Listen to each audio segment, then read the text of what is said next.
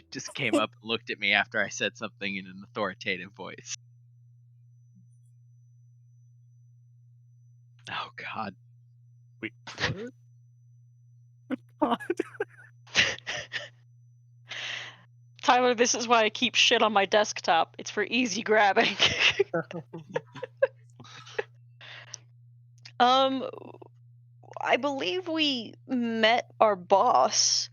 Yeah. Yeah. And the thing is with Beacon, names and faces don't really matter. So I Mhm. don't know that I have that written down. I think I do. I got it. But we met our boss, who gave us the option to either continue working with her as chill as possible, or to like really go in and basically be part of her cover story, or really go in and just do the hard thing, and continue to help. I think I'm still kind of confused about what this is. We're mapping the ocean for the sake of the minders and tracking pirate vessel movement. Is that correct?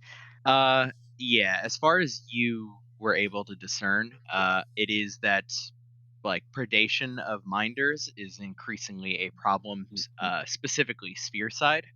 And a lot of the information you were transmitting was the position of, yes, both mostly sphere side piracy, but also seaside as well.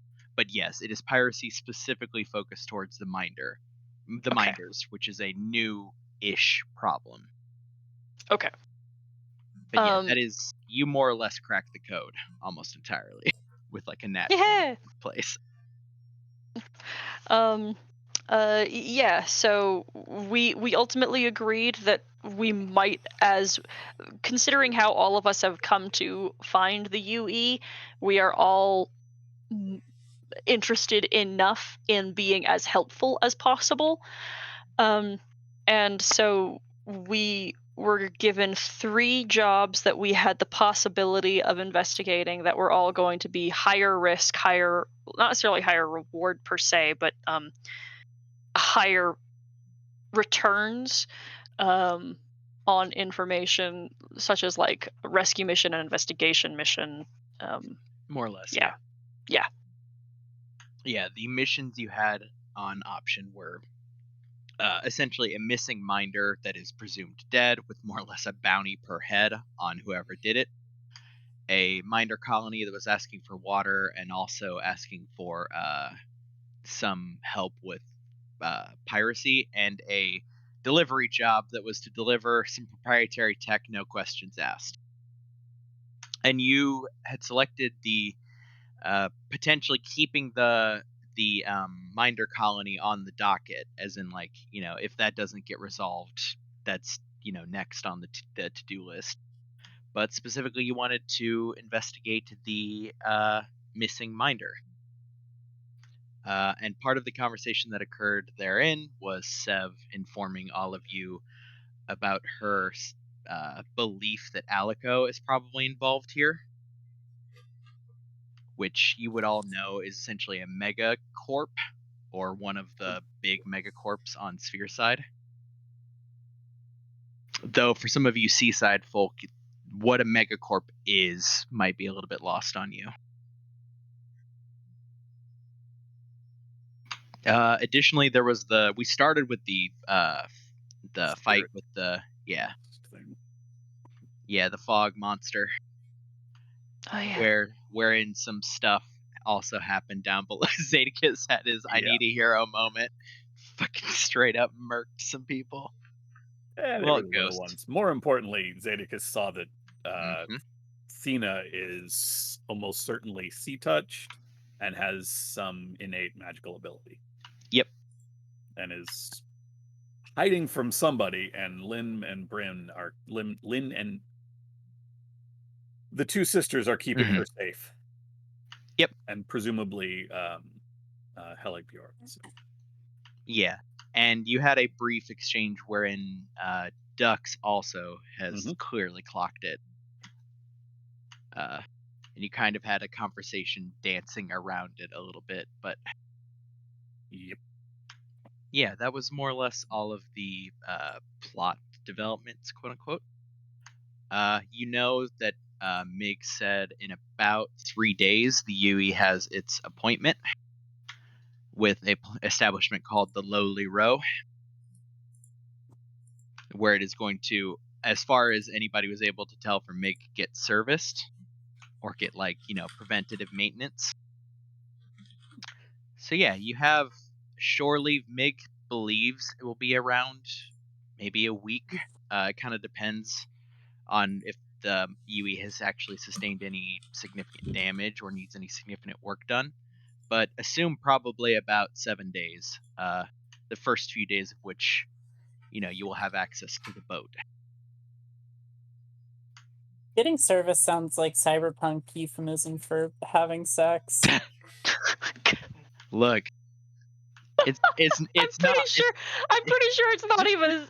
I'm pretty sure it's not even a cyberpunk euphemism. I'm pretty sure in the sex industry that is the term that is used. Okay, look. Well, I mean, it's cyberpunk in that the boat is a vehicle with an artificial intelligence built in. Sure. Yeah. No, see, that's what I'm thinking of is just like getting service sounds like so machiney that I didn't think that anyone would use such machiney talk for like actual because. Yeah, it's it just sounds so good in that cyberpunk lingo where everything is just slightly cool, but there are references to body mods and robotics and weird shit like that. But I guess I'm wrong. I guess it's just a thing. I suppose. Look. If this is what you need for your immersion, far be it from me to stand in your way.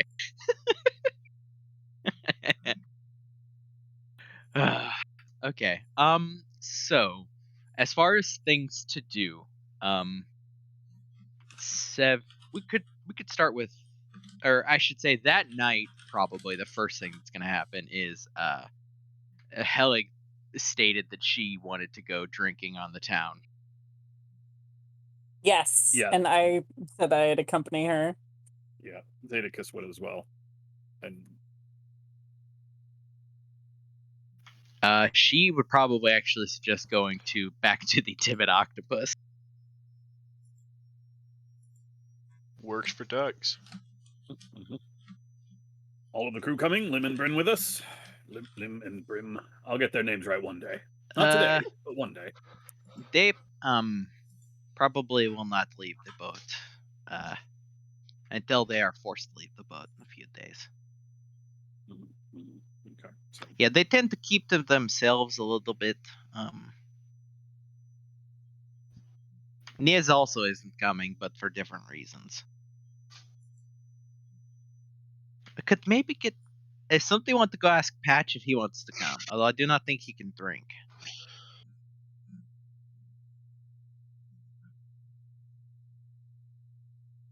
Heligbjorn, I have a question. When the ship is emptied for service, what happens to Skrelk? I mean, I think Skrelk technically is allowed to live and just keep living. He tends, okay, so normally in when it gets serviced, I get kicked out.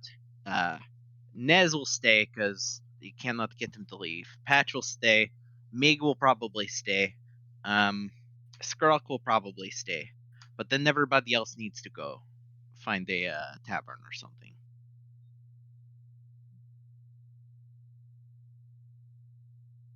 Why, do you want to keep him or? No, I was just curious. I could probably teach him to sit on your shoulder or something. That won't be necessary. He's a bit big though for you. It'd be like a scarf kind of. Interesting accessory though.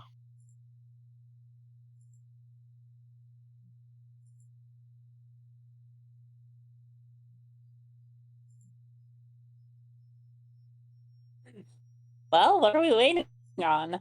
Hey Mig, do you want to go watch drinking? Mig is going about with his clipboard checking things, and like cocks ahead. No, that should be fine. Enjoy your shore leave. Okay, right. Well, I presume at least one of you knows the way to the Lonely Row. I think I can remember the steps.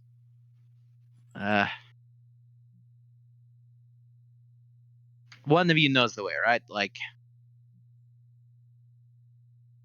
Yes. I have an excellent memory for where bars are located. Yes. Okay, you lead the way then. You lead the way. Dux kind of looks over to Beacon like, I don't actually know the way. Please go ahead. Oh. Okay, hang on. Hey, Mig. Mig is getting ready to go down the lift. Yes. Okay. Probably we're going to come back. Some of us drunk.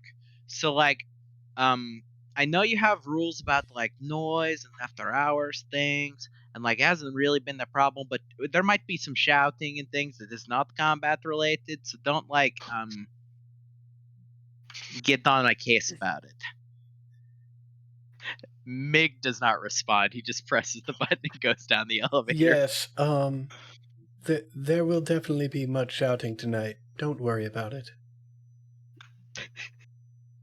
You just see Mig slowly nod as he fades down below and the hatch closes above him.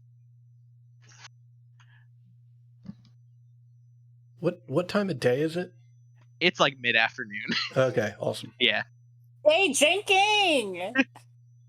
Yeah, you arrived kind of in the morning. You had your meeting at noon, so it's early afternoon.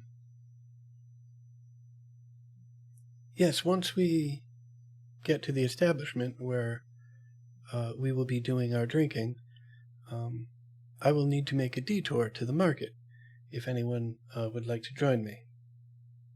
Oh, yeah, I need to... hold on. and Seb will, quickly go downstairs and return a minute later with, an arm, a little bag full of, robotic pieces. Yeah, I need to stop by the store for a little thing. And... yeah. I'll tag along, is the short answer. Yeah, if we're going to stay at one place and get drunk there, then you can leave and go do shopping and then come back and continue getting drunk. There's no problem, I guess. You might miss out on hijinks. Oh, well, there will be plenty of time for hijinks. Mm-hmm. Once we establish a base of operations for our drinking, I figure it will be suitable to go run errands as well. Okay, that's fine. I think what they mean is we'll follow you to the bar, and then them and I will probably go out and do our errands and come back and catch up. Yes, exactly. Yeah, she gives it. So onward, ducks. She gives the thumbs up and then reaches out to find Dux's shoulder and then gives him a jostle and says, "What about you, big guy, huh? Are you going to have another competition? This time no arm... well, maybe arm wrestling later, eh? Absolutely. You think you could drink more than me, huh? Well, I don't want to presume anything, but... This fucking guy. Yes. Let us go. Okay. Do you know the way, though? Absolutely. Okay, yeah. Go ahead, then. Duck is just looking at Beacon. Uh-huh. Beacon starts walking. Yeah, you're already kind of on, again, the shittier side of town, so finding the timid octopus is relatively easy. When you show up to the establishment, I assume, is this when the two of you peel off, or? Yeah. Okay. So yeah, Constance and Sev,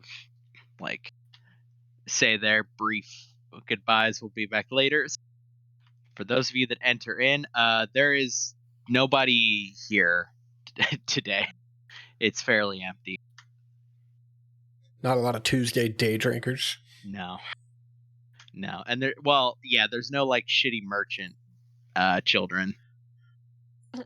Damn. More I was just specifically, thinking to yeah. walk in the- There's no bar fight fodder immediately visible. Not yet. So, Constance, you are wanting to go. Yes, Sev, I need to go purchase some new clothes. Oh yeah, sure. Mind if I tag along? I mean, shore leave is going to be boring for the most part. I don't Oh. want to just spend it drinking as much as I like drinking. Yes, by all means. And I will find whatever location or stall or storefront I can buy some clothes. And I suppose that depends. Are you trying to get just basic traveling clothes, or are you trying to like buy some high end clothing? I need to buy clothing in larger sizes than I currently have. Uh-huh. And I assume I will be buying a couple different cloaks in varying sizes, since I don't know how large I need to purchase said clothes in. Yeah. I think your first thought is like, okay, adventuring store, and you go and like look at their sizing options, and they don't range very well between tall and small. So you like get a good idea of like, okay, here's around the size that I need. And you eventually make your way to something a little bit more like a boutique. How tall are you, Sev? I'm like 5'8". Why? Yes, that might do nicely. How tall is Constance? Currently I'm about 4 feet tall. Oh wow, I didn't picture Constance so tiny. I love the current. This setup for this is so fucking funny. So yeah, you What do make you mean? it I mean, hold on, Constance. I don't think sizing off of me would be, you're significantly shorter than me. Oh, I'm sorry, my apologies. You are not from the sea. You are originally from the sphere. Yeah. And so you don't have much experience at all with the effort. Can't say that I do. Yes, well, members of the effort undergo a growth spurt. I feel mine coming on quite soon. Growth spurt? Like, how big do you get? Oh, Also, wait, hold on. How old are you? Oh, I'm 20 years old. Some sort of counts back and is like, I remember having a growth spurt when I was like, I don't know, like 14, 13, Yes, well, 20? Different beings have different physiology.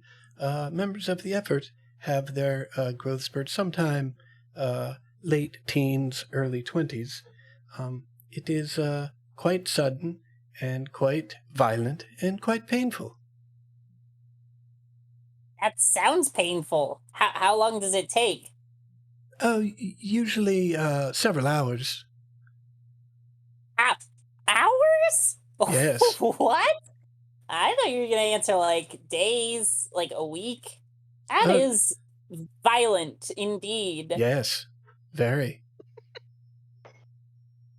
Do you like molt, or do you just get like really bad stretch marks? I don't know. I'll find out shortly. Do you like molt? Sorry. Yeah, I think, Constance, you one of the shopkeepers at the adventure store like recommends you to a boutique where you can actually, buy more bespoke garments. Wonderful. And I will buy some in several different sizes. Mm-hmm. I suppose, how good on quality do you want? At this point, I don't care. Yeah. Like that'll be a problem to be solved later. Yeah. At this particular place, like you're looking at like a couple silver per. They're like, okay, fine, we have cloth, we can make a functional cloth. Okay, just so I don't have to do complicated math, I'll buy a gold worth of stuff. Easy.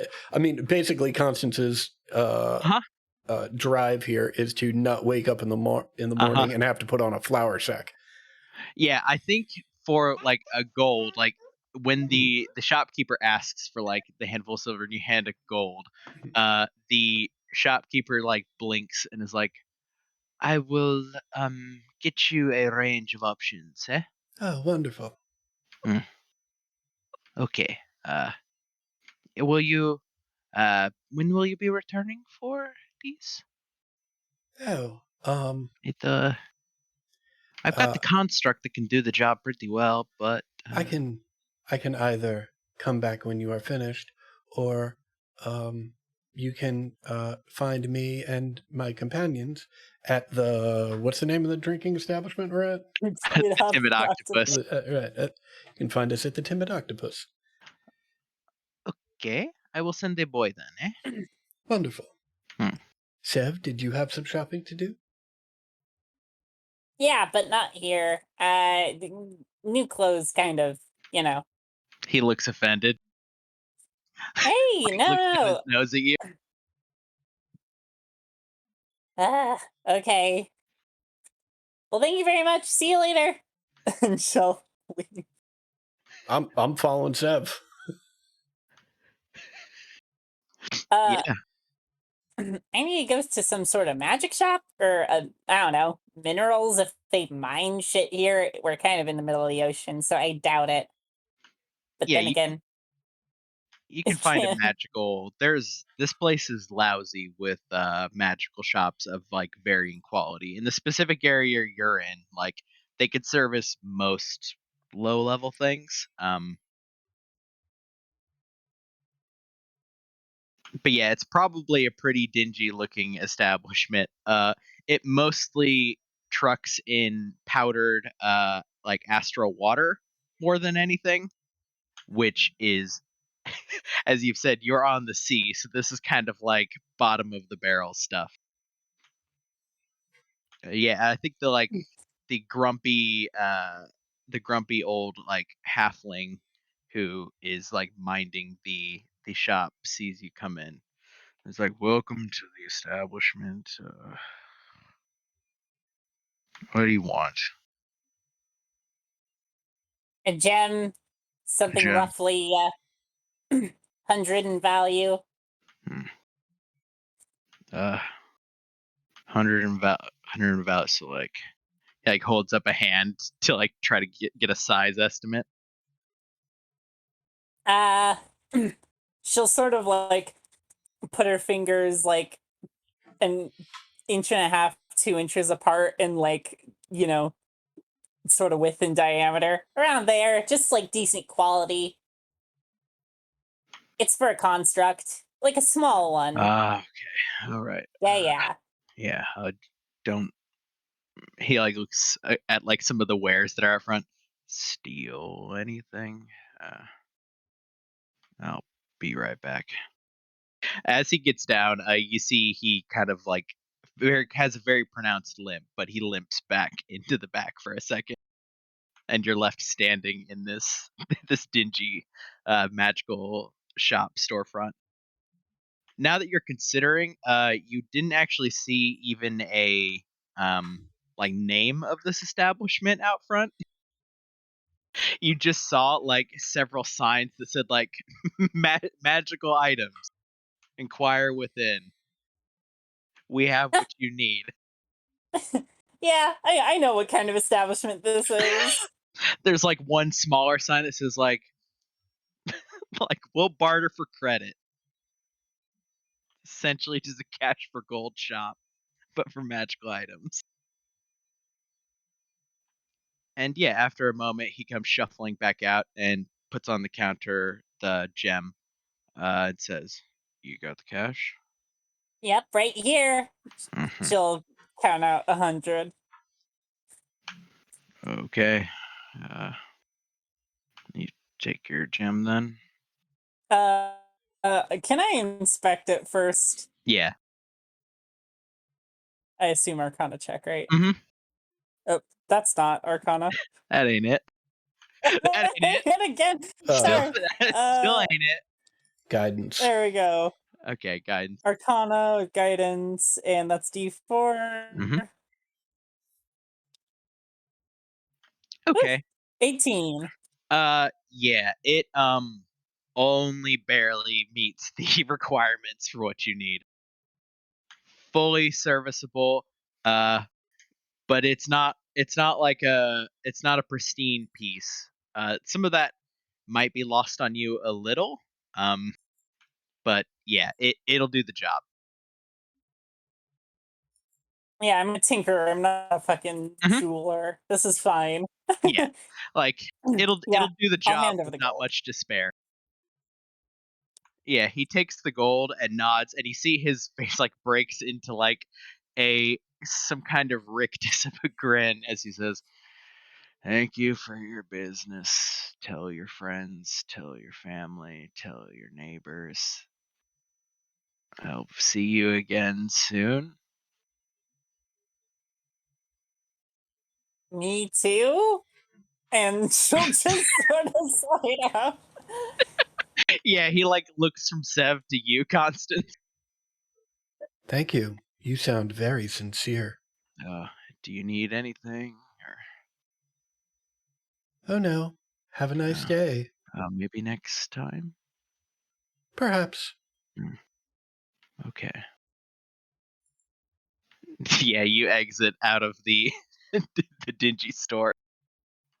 Uh, back to the bar. Presuming at the moment that like Helig starts shit off hard, like starts like spending gold that you haven't like seen her flash gold much, but she's flashing a significant amount of gold as she's buying rounds for everybody that's present. She has mostly been like dumping like consistent flagons of ale into ducks, like just continuing to get him more as he runs out. Uh, and she's been like asking Zadakis for increasingly outlandish stories.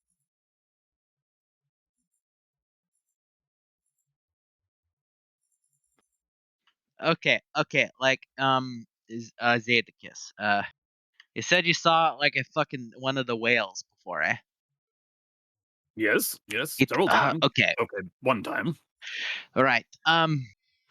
Okay. maybe twice. What other is like the okay? Was that like the craziest thing you ever seen? Hmm. I mean, seaside, absolutely. It's Okay. one of the Is it more impressive things here.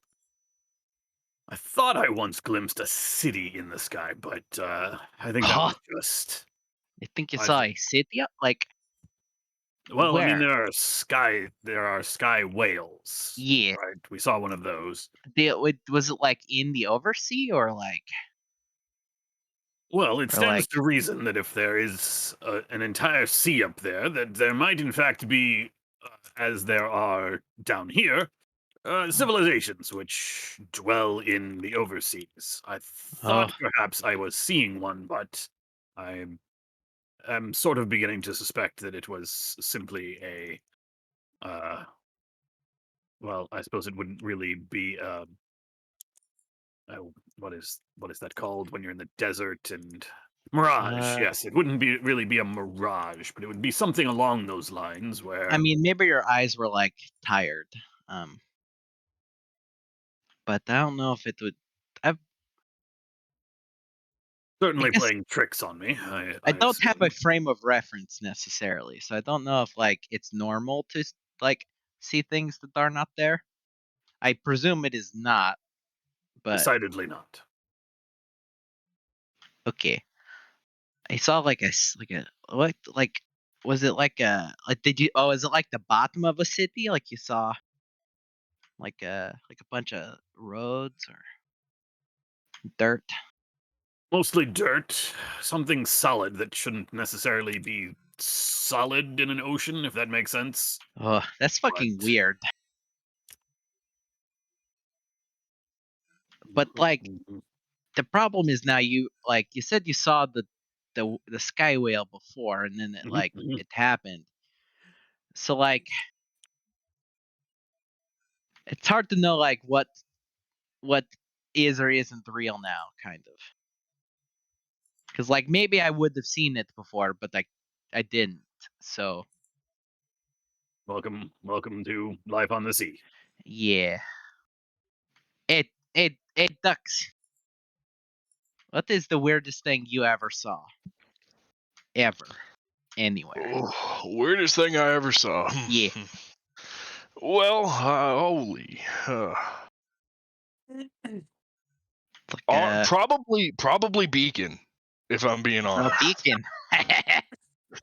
Yeah, I mean beacon kinda cold, but like visually interesting too, I guess.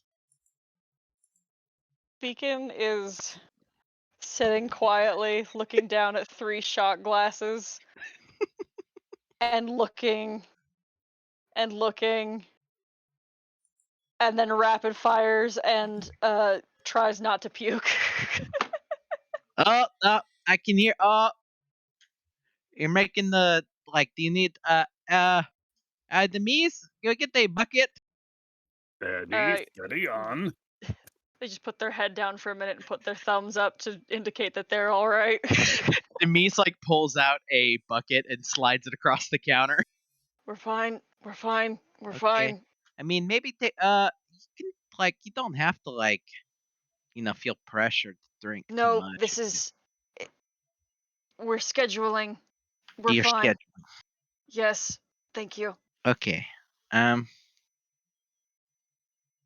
What's the weirdest thing you ever seen then?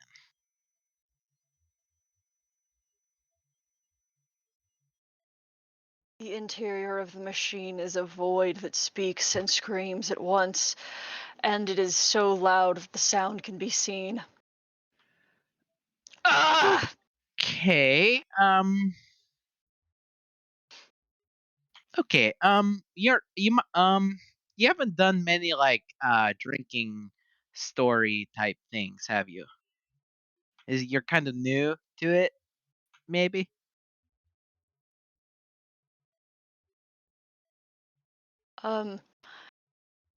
I am not unfamiliar with the concept, but we are Yeah.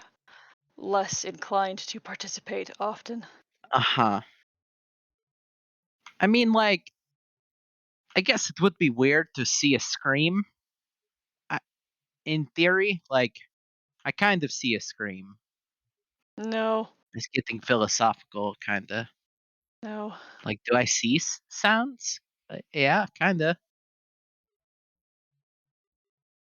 You do not see. True, I don't see. Factually correct. The senses are so overwhelmed that the entity that is speaking with you is consuming the entirety of your form. And there is no speech, no sight, no feeling, just an all consuming presence that is instructing. Okay. It's hard to visually gauge if I'm the only one slightly unsettled with this. Ducks? Like I said, weirdest thing I ever seen. Yeah, that's fair. What about you, Zaticus? You know about stuff. Do you know about the inner scream The inside scream of a machine. of the machine?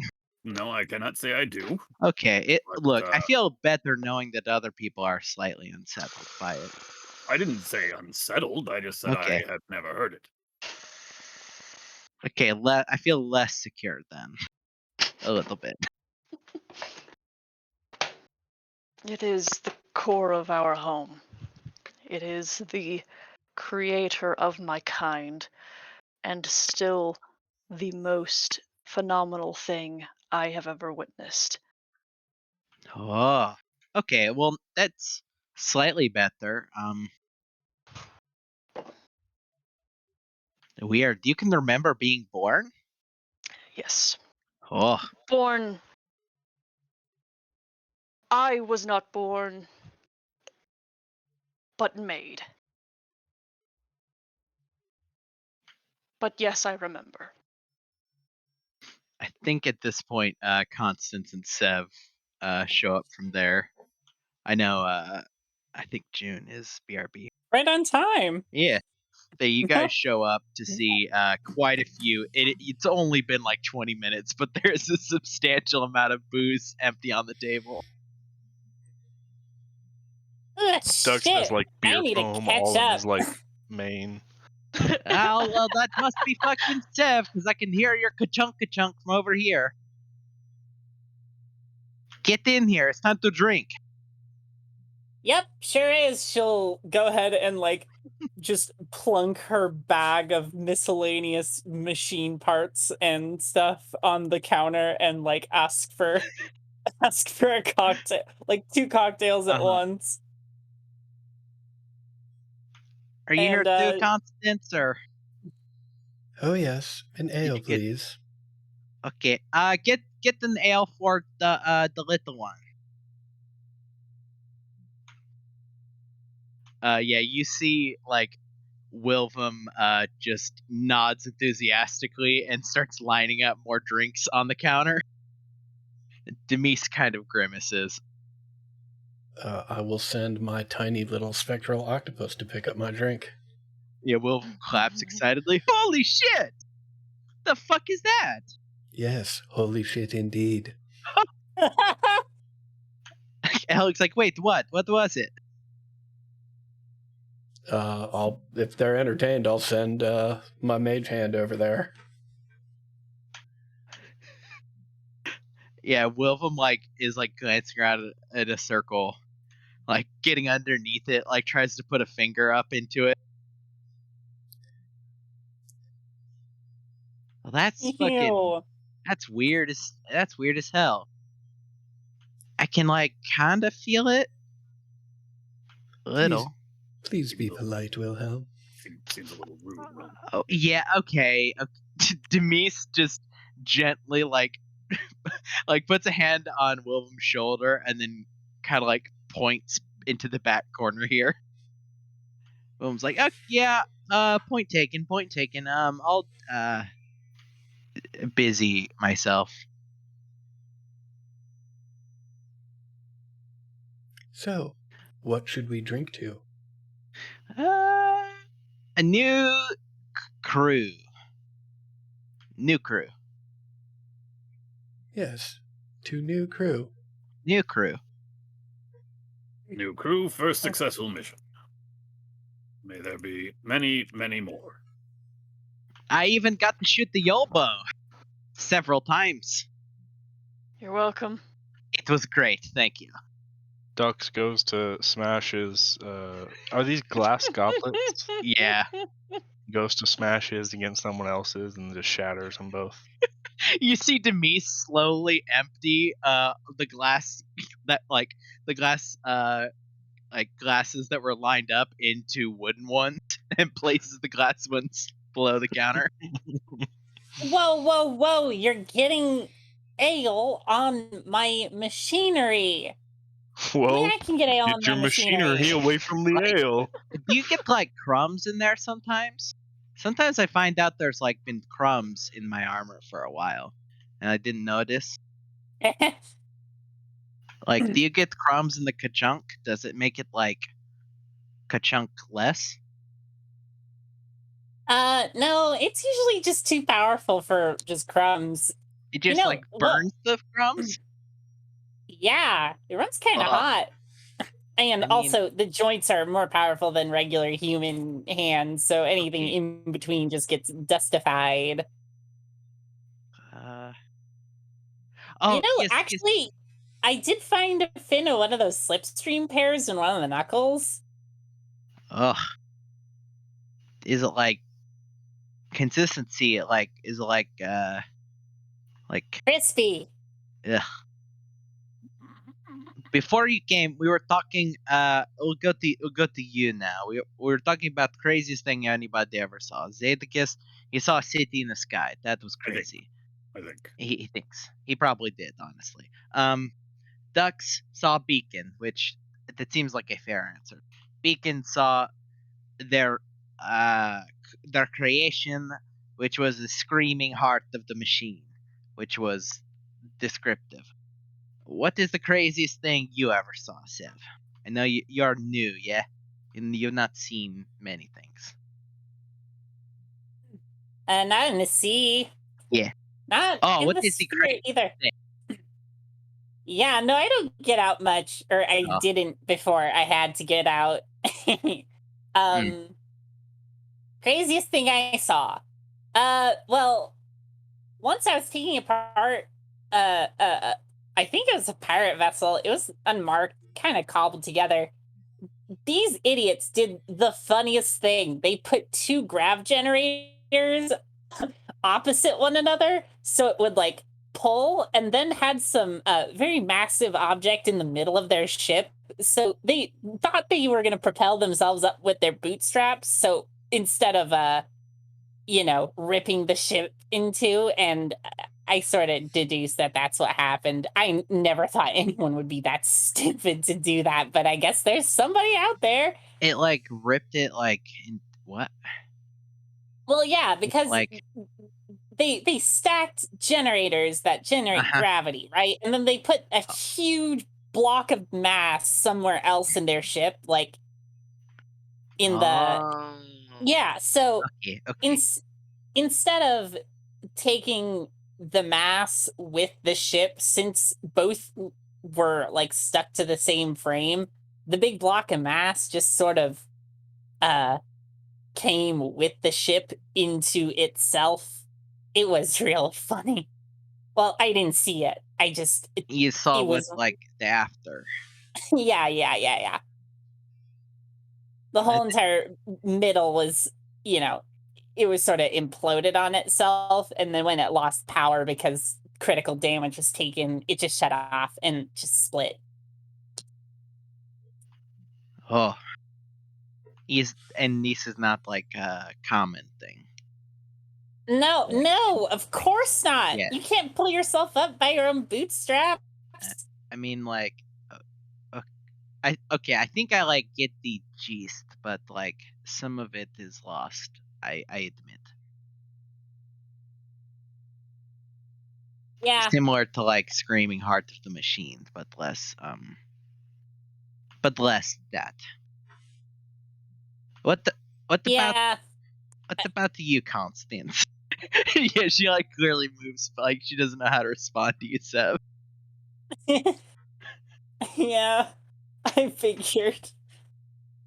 What about me? What is the craziest thing you ever saw? You're one of the effort, right? yes. You lived under the water. Oh, yes. Can you see the sun from all the way down there? No. No. Oh, is it? How dark is it? It gets quite dark. Interesting. Do you have lights all over the place, or Well, do you? we have some lights, and there are some creatures and plants that are bioluminescent. Oh. Huh. But you cannot feel the sun on you when you put your face up. No. Interesting. Oh, sorry. For original question, what is the craziest thing you ever saw? Oh, that is quite simple. It is the moment, that first moment, passing through the portal when you are neither in sea nor sphere. And everything is deathly silent, cut off from everything. Huh. Very unusual. Interesting.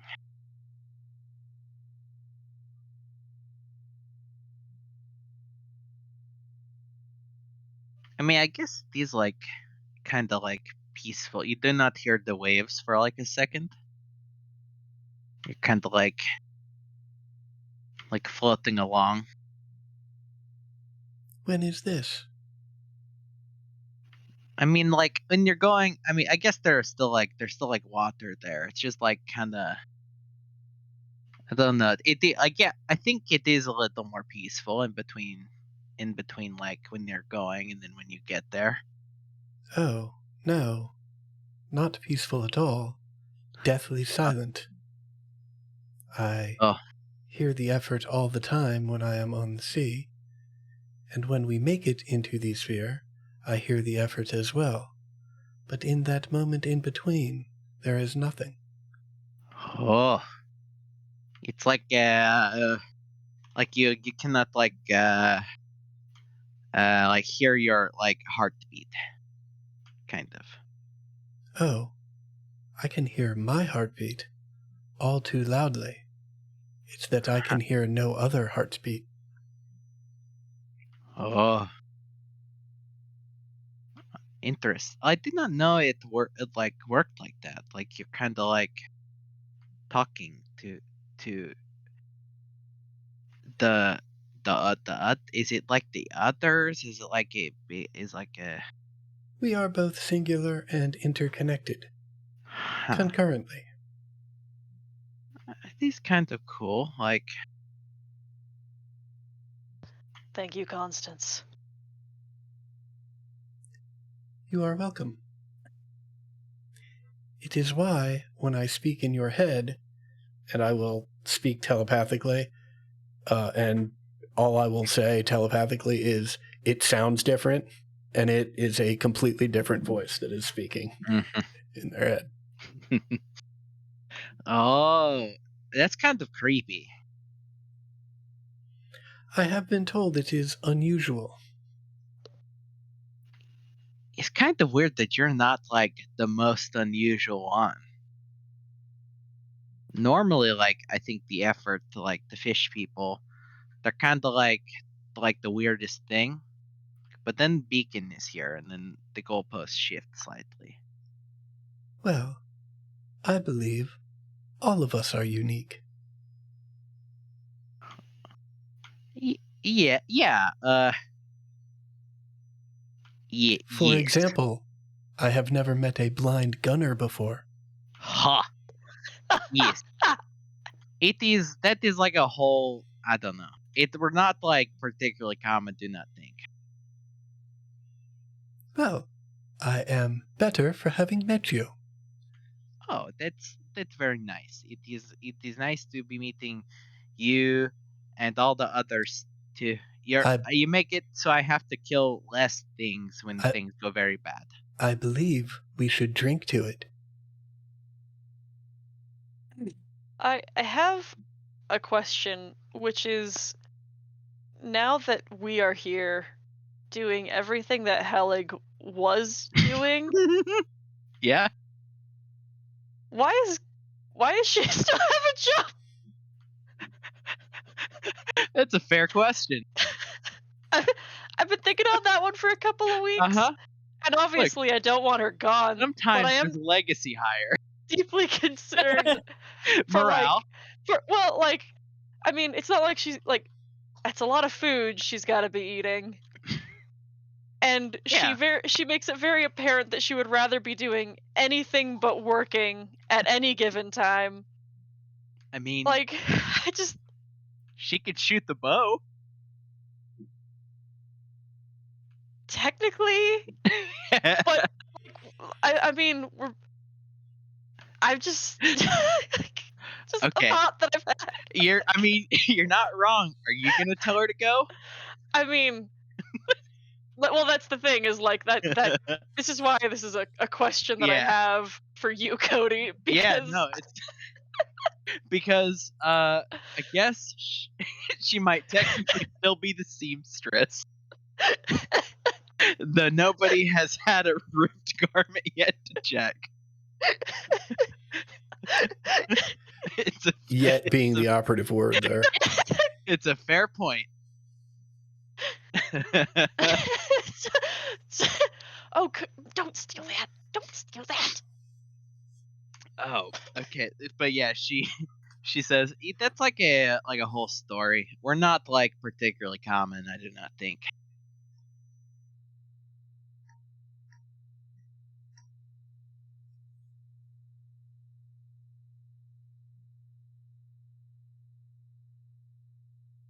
Yeah, at the mention of that, she gets a little bit more like her face she tends to show exactly what she's thinking on her face, and she goes a little bit more contemplative and like reflective.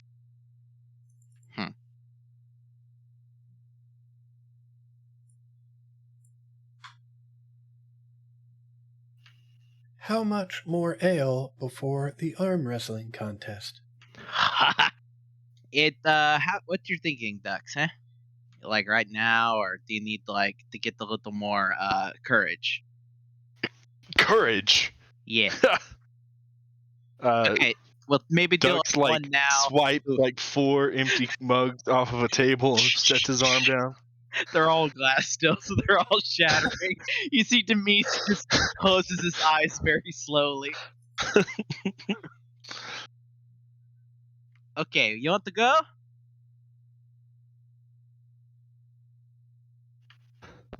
I guess you didn't see. My arm is on the table now. Yeah, I mean, I could kind of hear, like, she, like, puts it down and, like, tries to, like, line her, like, hand up.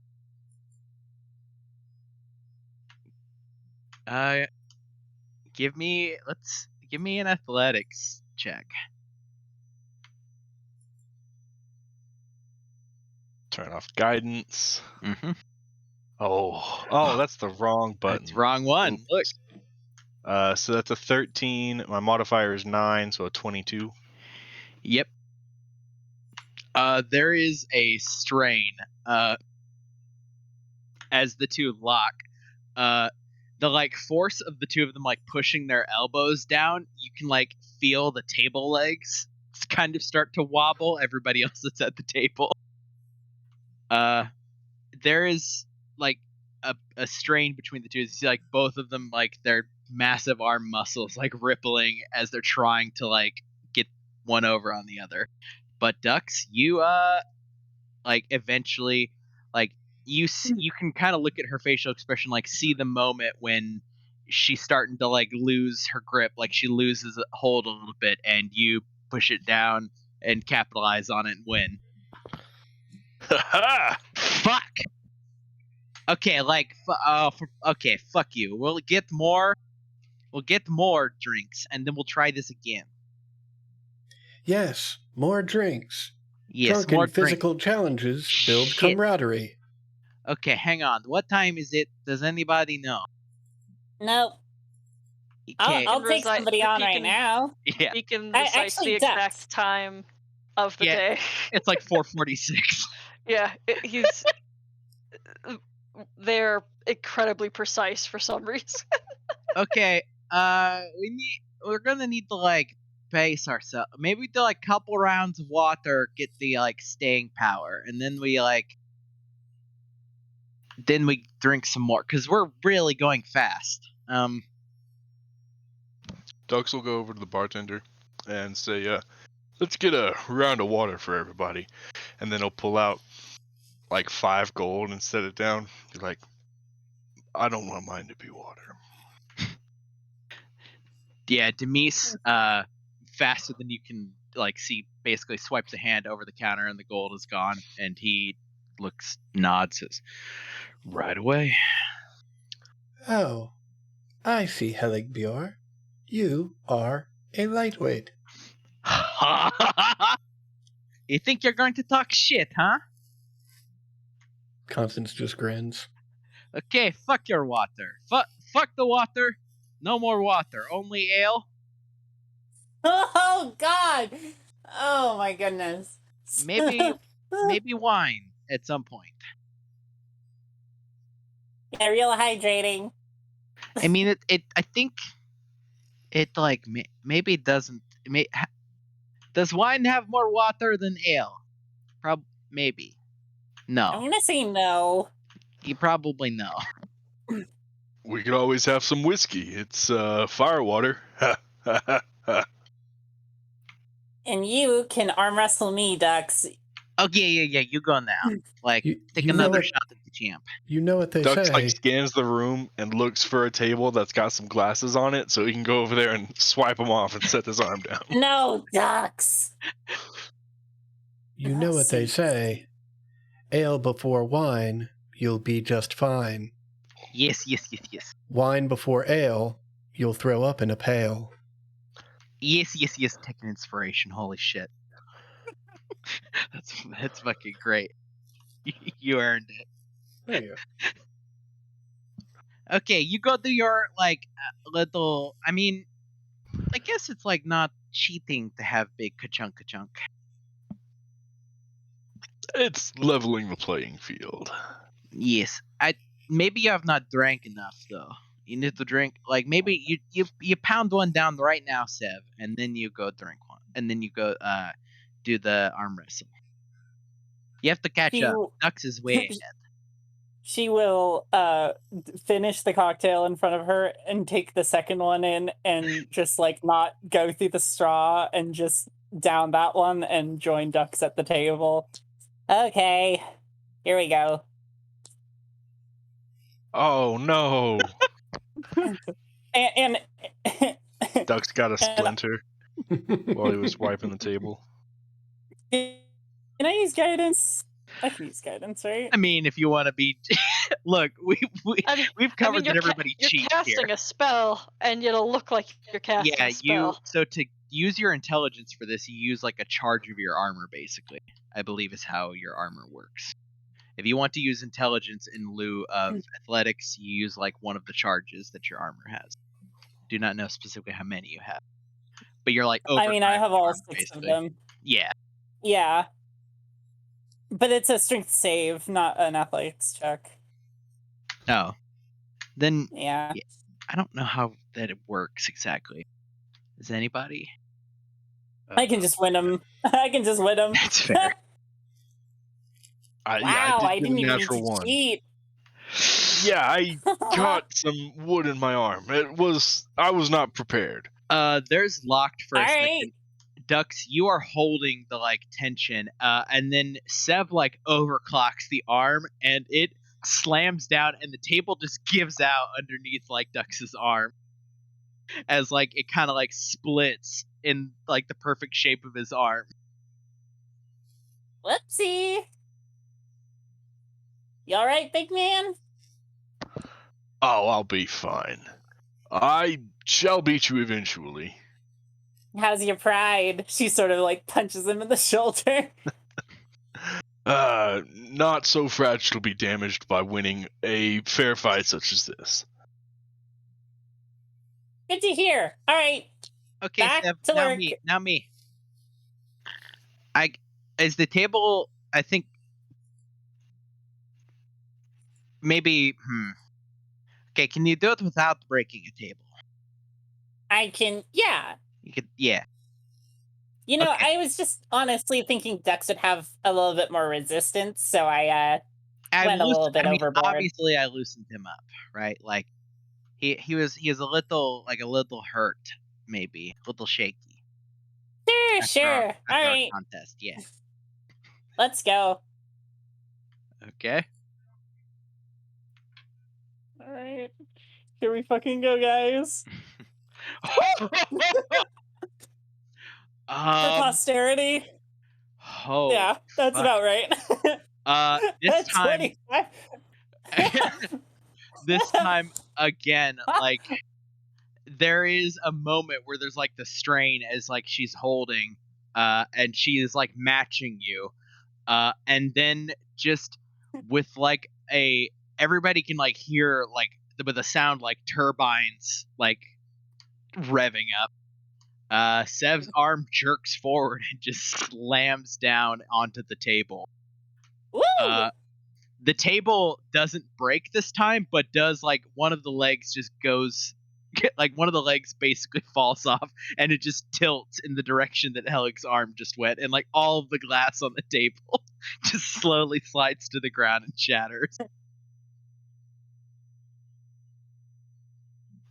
Oh fuck me! That was like, how do you even?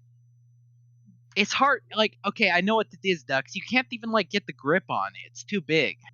You have to like you need to What are like you get a. talking about? Your hand is like the same size. Yeah, I'm but like tiny. it's not like like when you grab flesh, there's like a little give. You get the grip. You cannot get the grip on metal. It's like slippery kinda. Is it you know, Dux? You know. I know what it is. Yeah. I've been using my right hand this whole time, and I'm left-handed. Yeah, I mean, I'm ambidex. You might have something there. Do it like, well, okay. You really have to like promise not to break a table. There's one table left is the problem, and if you break it, then there's no more tables that we can Seb, like. We'll be on like a barrel. I'll take your left hand. Helig Bjork can take your right. Oh, Are you really 2 on 1?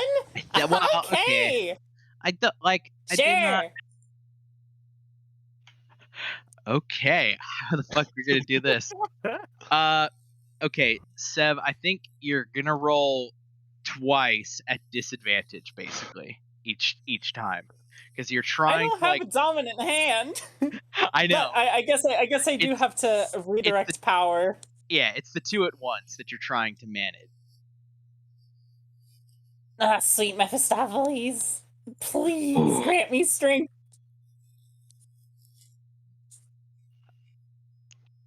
Oh no. This was a cheap win, but a win.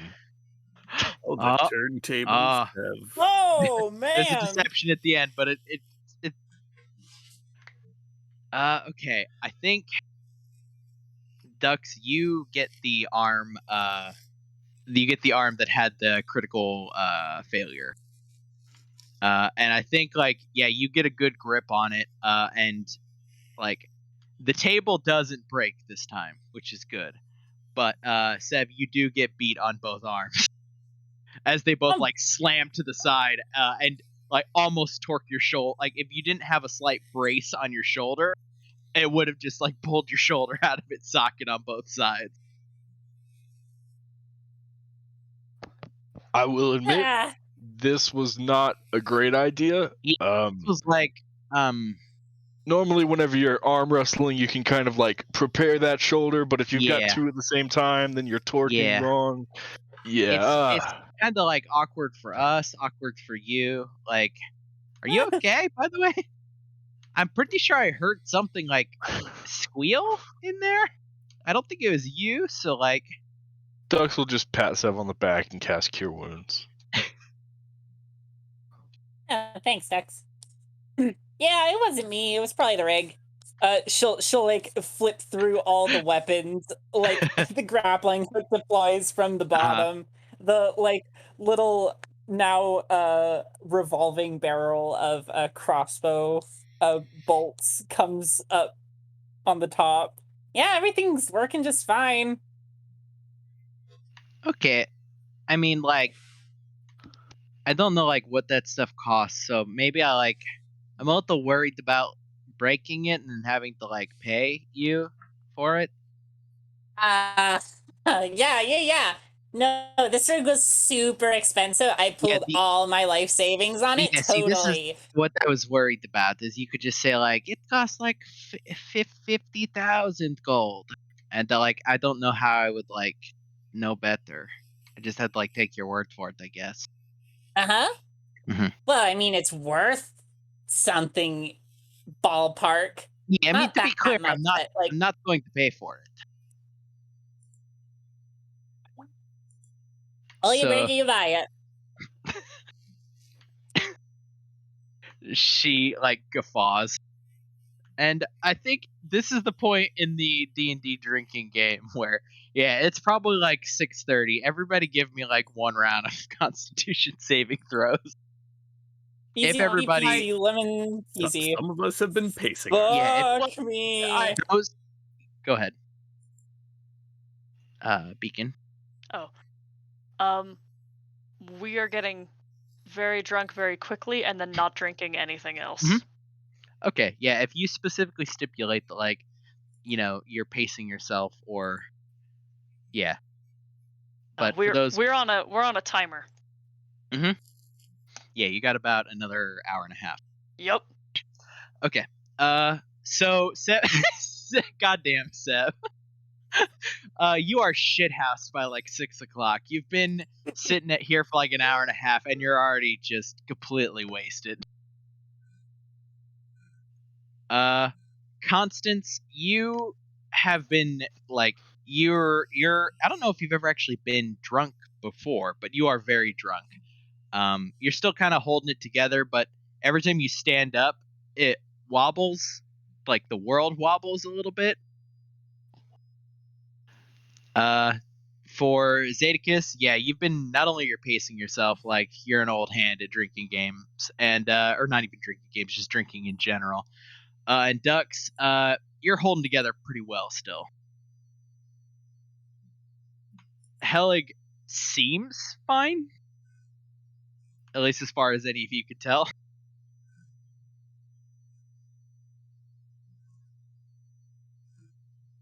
At some point, I mean, at some point of being extremely shithouse, Sev is just going to be like acutely focused on making Mhm. her homunculus Okay, and like not I hear, doing anything else. I think, like, I've heard it's been like 10 minutes of you just like turning a wrench. Is that like, you okay? Like, I just hear like that a lot. Sev. At least I think it's you. It's probably you, right?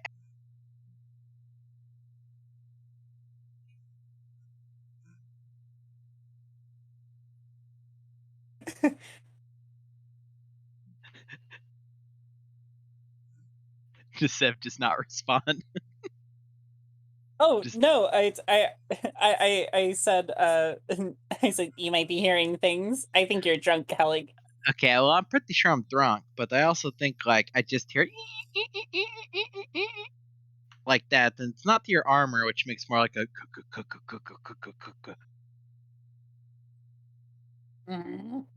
There's a lot of noise.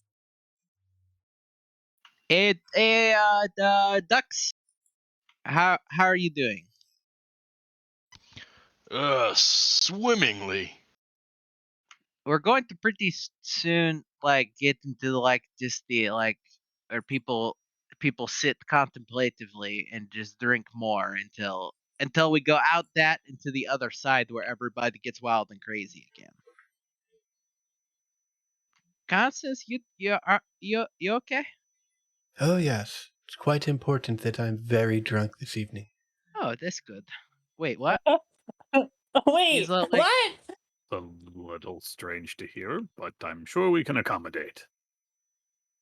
oh yeah, I can like carry you back. I might be a little little wobbly, but I could probably get you back. You're not very big. Well, let's concentrate on the drinking for now, and we'll worry Yeah. about getting back when the time comes. It's a good idea. Right. Zeticus, how are you doing? Huh? Splendid! Absolutely splendid. Hell yeah, great. You're doing it. All good news. Has this When we place... get to the other side of this, we'll have another friend to get wild and crazy with. That is a strange sentiment. Yeah, that's like. Are you like? Do you mean me? Are you? You Oh, all knew no. each other before? No, or okay. I guess that's fine. It's what I've been working on. She sort of like leans back, and it is a mechanical nightmare construct that looks like Skrelk. She can't see it.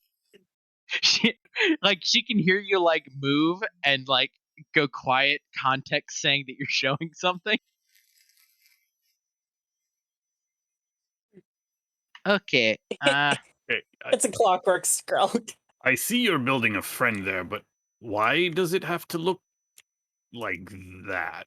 Oh, what does it look like? What does it look like? Yes. Building up a friend. Yes, I've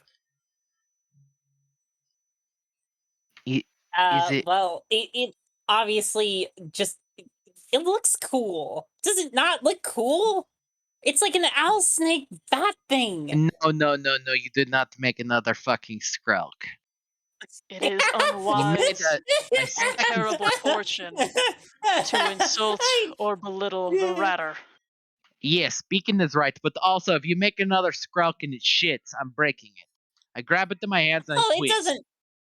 It doesn't. It doesn't. It doesn't. It doesn't. It Okay. doesn't. Please You don't keep- touch it. You keep it the fuck away from me, and we're fine. I do not need two Skrelks playing You little think, pranks on me. Do you think Skrelk's gonna get territorial? Oh, they're going to fight. Skrelk will win, probably. Well, maybe. You made a metal Skrelk. Con Skrelk. On Skrelk.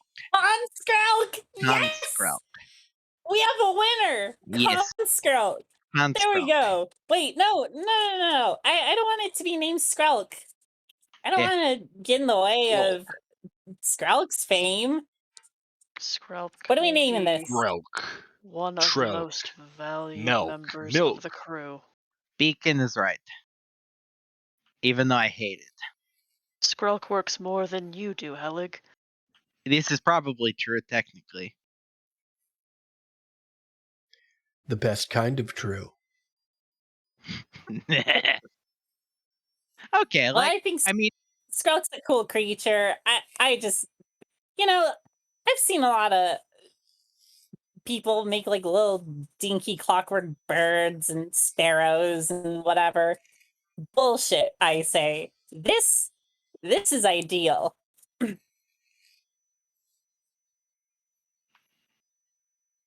It's kind of cute.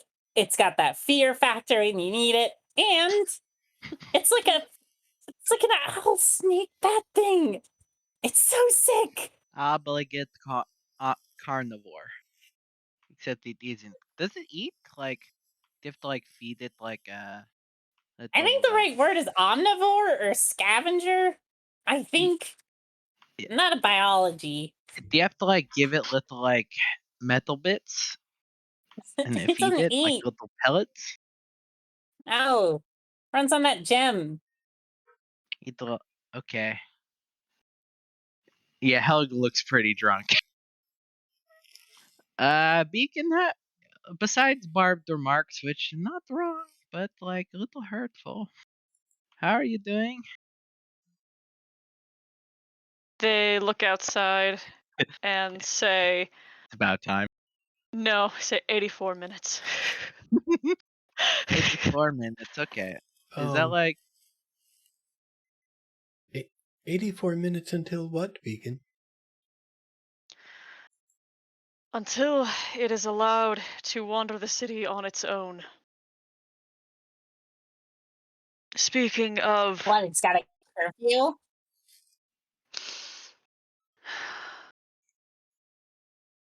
There's a silence for a minute as they grind their teeth. And then the smoking echo pulls themselves from the body and says, I will be needing someone to carry me home. And they put their hands on the lantern. Carry me to the vessel tonight. oh? I mean, I guess I could like do it if you like. No. Oh, well, that does beat the snippy, but I will carry you I can home. keep you. Oh. Yeah, better. he counts this as Uh, pretty like responsible. Should be good for that. Except They- I believe it was Miss Constance's intention to get what were your words? Oh, I will be very drunk before I leave. Exactly. Oh, Thank you. Thank you, Zadicus. And They set down the lantern in front of Zadicus.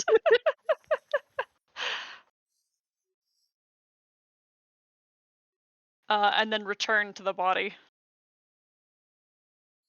Well, what do you want to do for your like 83 minutes? 2 minutes. We considered the odd game you were playing, but that ended shockingly abruptly. I mean, if you like, maybe do you want to like take on the champ? Like, maybe take on Sev? It is all right. We are beginning to sober. We also like might hurt the vessel. That's my impression. They sort of sneer. Lost on her. Yeah.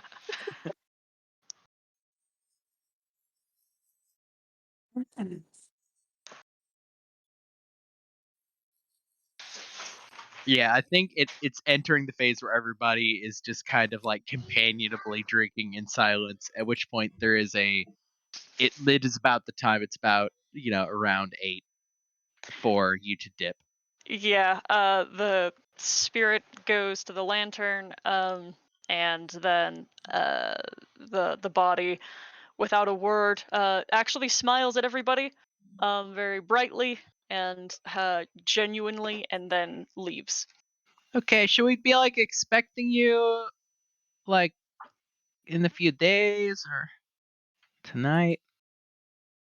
They shout over their shoulder, "Morning at 8." Okay, have fun.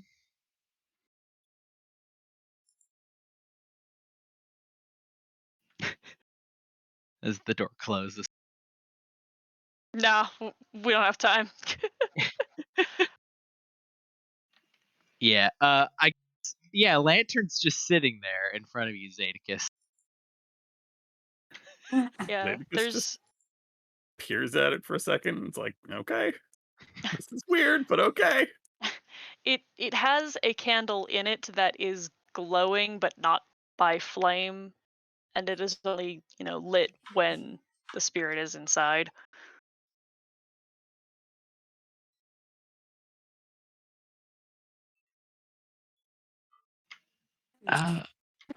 Everybody give me another round of Constitution saving throws as it's around like 8:30. Several times during this, a patron has like entered in, looked around, and then immediately left. Once the lantern is put in front of him, Zadicus will stop drinking. Okay. Yeah, then you're clear. You were pacing yourself anyway. You're good to go. Sev, you're catching a second wind. Dux, you're starting to falter a little. You were going.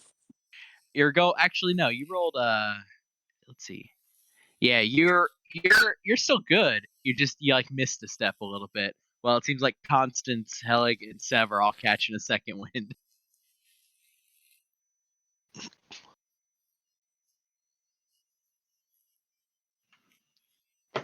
Okay, like other things you talk about when you're drunk. You talk about like your family. You talk about like lost loves.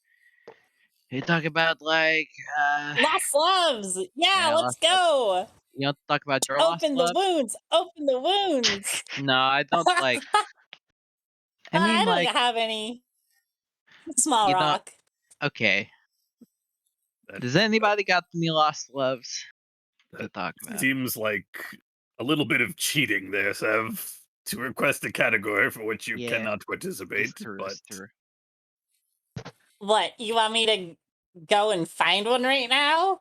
I could. Not what I was suggesting.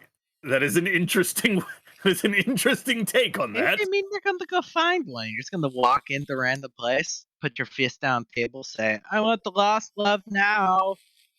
Give it. Oh, I'm more romantic than that. Come on. Yeah, but like, Not would much, you though? No. Okay, what about like, okay, not lost loves. What about like family drama? Do you have any family drama? Though you did not have any. You don't, do you? No, not. I mean, not really. I mean, Has business picked up at all, or is it still just us? it's still just you. Several times, other patrons have come in and seen the other two demolish tables and just like made eye contact with Demise and then left. Demise is currently like working on one of the tables over here. Like basically, he seems to actually like at some point start like using mending as he's just running his hand over the center of it. He like sets it down and it looks like it's slightly uneven, and you see him sigh, like break it apart again with with like his elbow, and then go back to try to putting it together. But yeah, so far no other person has come in, or rather, no other person has stayed in. Constance will begin to work on putting the other table together. Okay, yeah, that one's slightly easier. It's just the like leg gave out. Great, because Constance has no spells or skills to bring to bear to this particular endeavor. Yeah, I can probably help with mending. I'll help with mending since I'm not really the contributor to the family Yeah. drama nor love life drama Everybody here. sees Sev go over, lift up the table, and just balance the like broken part of the leg on the floor, and then just take a step back while it's balanced for a second with nothing on it, and just nod.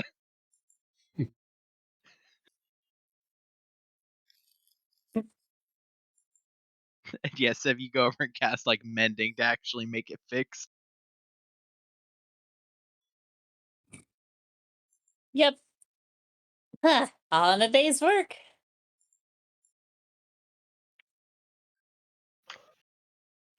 Everybody give me one last Constitution saving throw, which will kind of reflect in fast forward the rest of this getting shit housed evening. Oh, The one person that wanted to be completely wasted. Okay. Dux, you're drunk, but you're steady. Sev is just blackout drunk at this point. Sev seemed to be rallying for a second, and then it's getting closer to like 10 or 11. At this point, there are a couple other like patrons, although they seem to be like singular. So a few have like come and sat just at the bar and are just steadily drinking. Yeah. Constance, At this point, Seb is at the bar crying. Oh, I am quite inebriated. This is just the training kicking in. it's true. You've just habituated, unfortunately. Yes. It's an important part of the process. What do you mean by like the process? Oh, I apologize. My Yeah. growth spurt is coming. Oh. Okay. Is it like I don't know what questions to ask about that, so I'm just gonna let it go. Helga's Oh. like head in her hands. It is quite violent and quite painful, and I will be much larger tomorrow. Oh. What? Like how like okay. Never mind.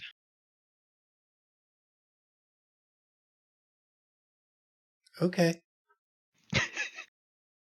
Yeah, Helig is pretty drunk. Zadekis, you just watching all of this with a I don't know. How's Zadekis doing? This is just all fairly amusing for Zadicus. Like, just the interactions of this new crew. And yeah, I think the night sort of like comes to an end, if only because it gets to the point where nobody is drinking anymore. At least not anybody at the table. Sev is trying to drink more, but like Helig is gonna go, no, you need to go now. We're going to go back and go to sleep. You've been crying for like an hour. Are you okay, by the way? Oh, No. I Okay. can just stay here. I'll get a room. No. No, There's I don't want to walk. okay. You know, there's no room here. It's just like this room and then a room in the back. No. I mean, we can like me and Ducks could like carry you. Ducks could carry you. Hey, Oh. Denise, is there a tavern or inn somewhere nearby? Sev, you should definitely walk back with us. Here, let's see if I can help you feel a little better. Yeah, Sev immediately like yeah.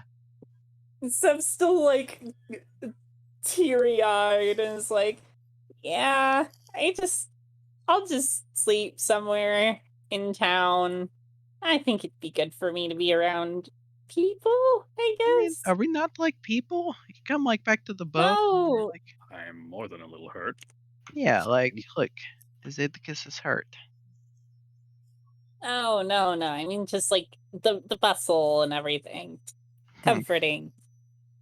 Okay, like, can we at least like walk you to a tavern then, or there's probably like one. Yeah. Okay. I mean, like, for the future times where we go do big lots of drinking, crying is okay. It's just like a contextual thing. Meaning. Like normally if you cry, you got to like talk about like why you're crying, do like a share if you want, but like it's okay. Nah. Yeah, I I get just it. feel boring. Oh, okay. Well, yeah. Yeah, I think all of you go like in varying points walking or staggering out. There's several like inns on the way if you're wanting to stop at one, Sev. Yeah, I'll take one for the night. Yeah, and you whatever Constance did, you don't feel drunk anymore. Or at least you feel a lot less drunk. Which is incredible. Yeah. It's pretty weird. Like in between a blink, basically. Like it's like you blinked and suddenly everything was clear again. And so yeah, the Thanks, rest of you Constance, by the way. You're welcome. Sleep well. Yeah, you too, or at least try. Oh, there's no chance of that.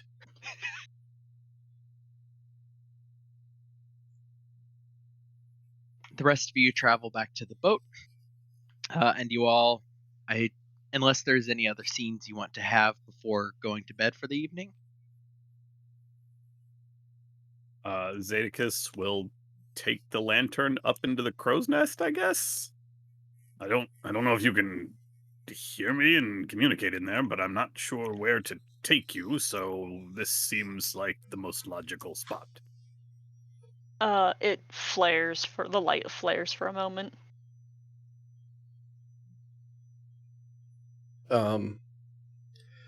Constance will just inform everyone that she apologizes in advance for the disruption of the evening and do not come in to the food storage area.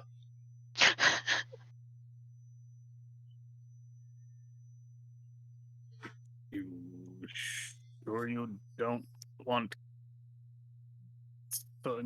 in case something goes wrong? I don't know how this works, but we are here. Oh. Well, most of us are here. I Ducks have and I, at the very least, are here. I have no doubt.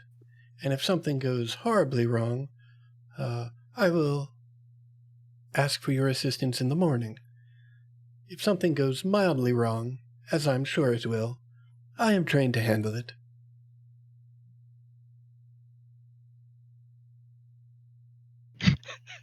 All right, good luck. Thank you. So yeah, all of you go to sleep. Constance, it's not pleasant. No, not by a long Not shot. at all. Yeah, I imagine a lot of loud, low, guttural noises. There's probably a few outbursts of the telepathic variety. And yeah, that goes on for several hours. Crashing of all sorts of shit that sounds like just all the shelves and its contents being dumped everywhere. I think towards the end of it, there is a very brief period of time where everybody can hear that like thumping from under like the floorboards kind of sound. Mm-hmm. It doesn't last very long, but it's very distinct, that like thud, thud, thud, something pulsing. Mm-hmm. And then, yeah, you finally get a few hours of rest. Lovely. It's after your fucking ordeal. Yeah. So yeah, it is the next day. From here, we'll move into, I suppose if anybody wants to remark on Constance, what is your new height? I am 6'2". Yeah. And everything has grown and stretched enormously, with the exception of her left arm, which is now in proportion to the rest of her body. Yep, I think at least, so you have one pair of like the clothing that fits, and one that's even a little bigger, which also fits. Because yeah, I guess I didn't say so, but at some point during the night, a like runner like ran a parcel to you, which was just a big box filled with clothing. Yeah. Perfect. Yeah, how does everybody else take Constance's sudden, for those, you know, as everybody wakes up from their hangovers or lack thereof?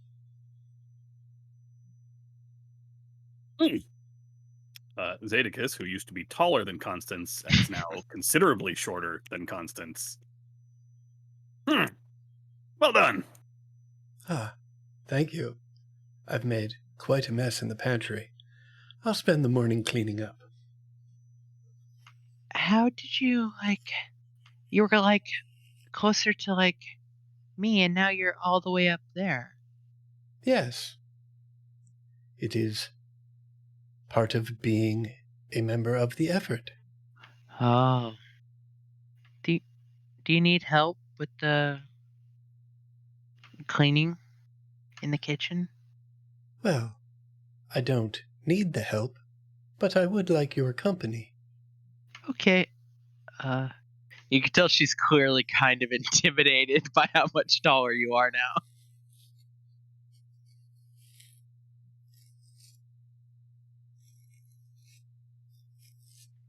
Anybody else immediate reactions to Constance's sudden violent growth? I'm upset I'm not there to make the quip. Well, I guess now I know what they mean by the effort. Dux, you would be the other person to see this. And Beacon, you would be arriving back probably around the time most of them were starting to rouse themselves. When Dux gets up in the morning, he casts Lesser Restoration on himself to avoid a hangover. And whenever he sees Constance, he just will kind of like clap them on the shoulder and another arm wrestling contestant. Wonderful. Yes, it will be quite fun.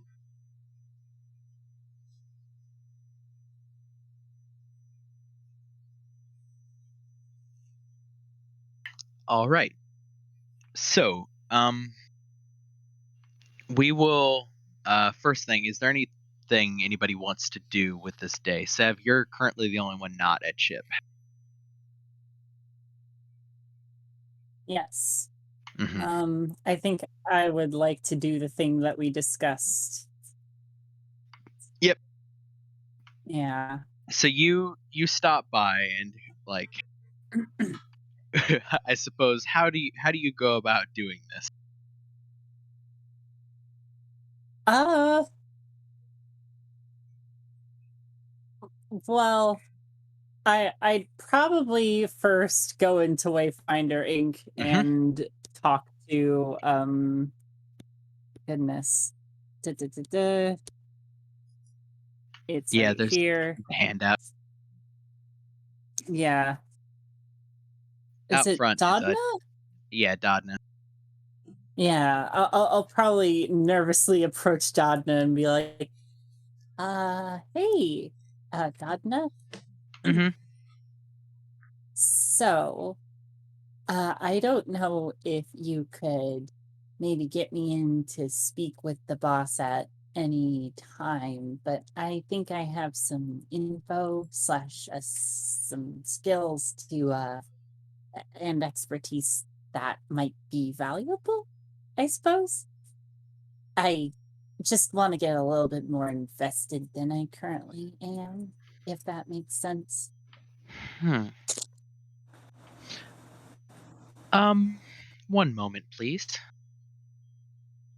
Yeah, Vaki is just standing sizing you up. At some point, Jacob goes like sprinting past you, out into the street. There is a pause as Dodney goes into the back. And there is a moment, and then Promise of Ash comes walking out and gestures to you to enter into the waiting room area towards the back. Not the office, but the area just in front of that. Cool. She'll smile and wave at Dodney as she goes to the waiting room. She smiles at you with a very customer service like pleasantry smile. Uh, Promise of Ash like gestures to a seat and takes a seat, like sort of moves one of the chairs so she's sitting across from you, and you see she has like a notepad in her hands. She says, "So, um, I'm told you want to be more involved in the organization." Yeah. Um, Hmm.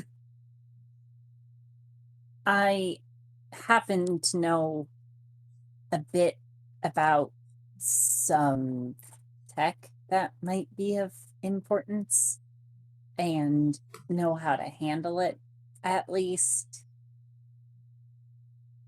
Um, Hmm. in addition to that, whole knowledge about this sphere might be important when they're. I don't know how much you hire from out there, but you know, insight's important, I suppose. Yeah, she crosses her legs and then smiles, and you can see her like the fangs in the corners of her mouth as she unfolds a set of spectacles and sets them on her face. I believe I understand what it is you are looking for here. I believe we can make this arrangement profitable for you. Um, tell you what, I will give you this. She passes a like she writes something down on a notepad and passes it across to you. With this, you will, and it has very clear instructions on it. With this, you will determine the level of investment that you are interested in. Does this sound amenable? Sure. Hmm. And uh, sort of to, um, mm, I guess, solidify some terms and what I'm looking for necessarily. I'm not interested in gold per se for my services. I would like uh collaboration scientifically and magically because I have a suspicion, she sort of looks meaningfully when she says that you guys handle a lot of proprietary tech that is way more advanced than anything on either side of the portals. But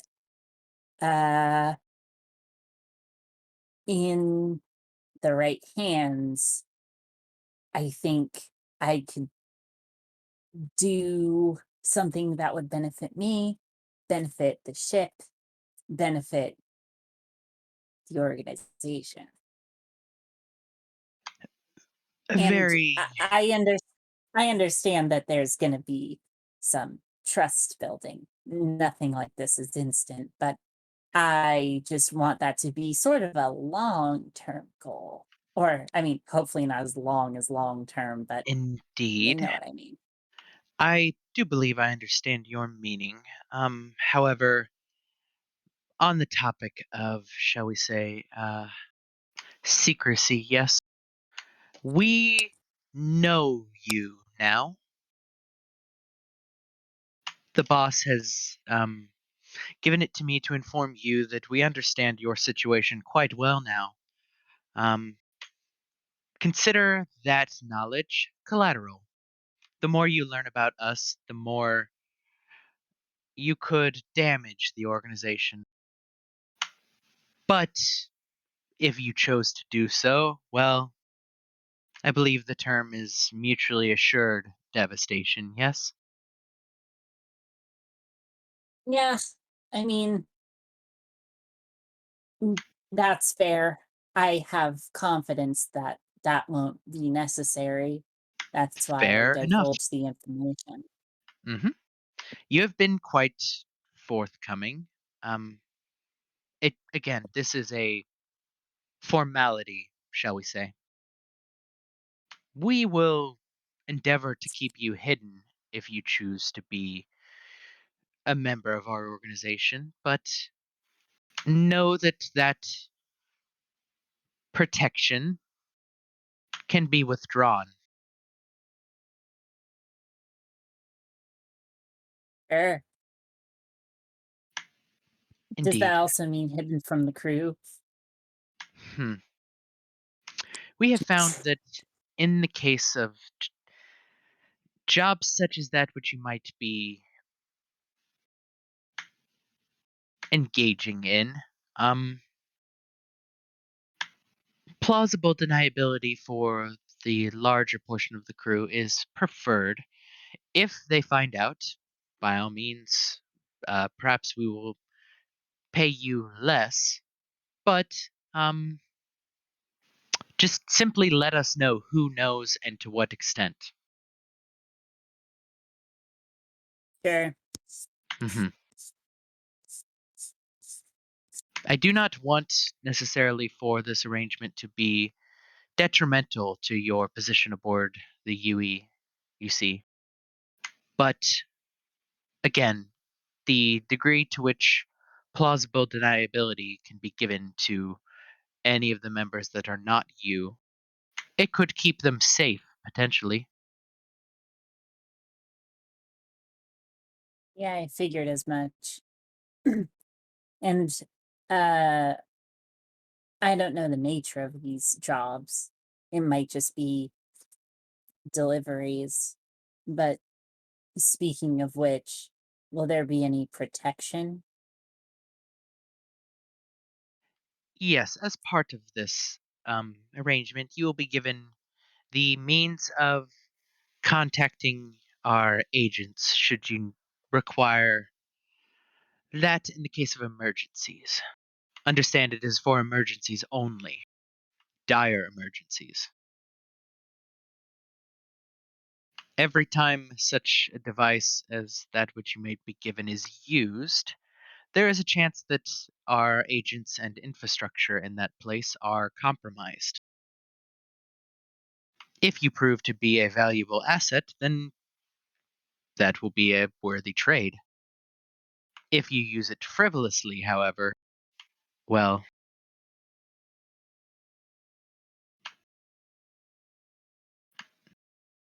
Yeah, Yeah, she's I making get like it. dead on eye contact with you.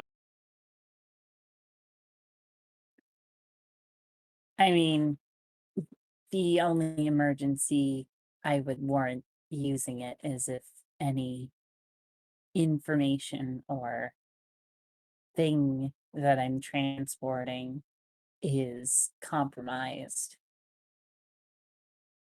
Other than that, I can handle myself. Yeah, she very smoothly stands to her feet, and as she does, you see her like reflexively like wipe non-existent dirt off the front of her like dress pants. Then I believe this.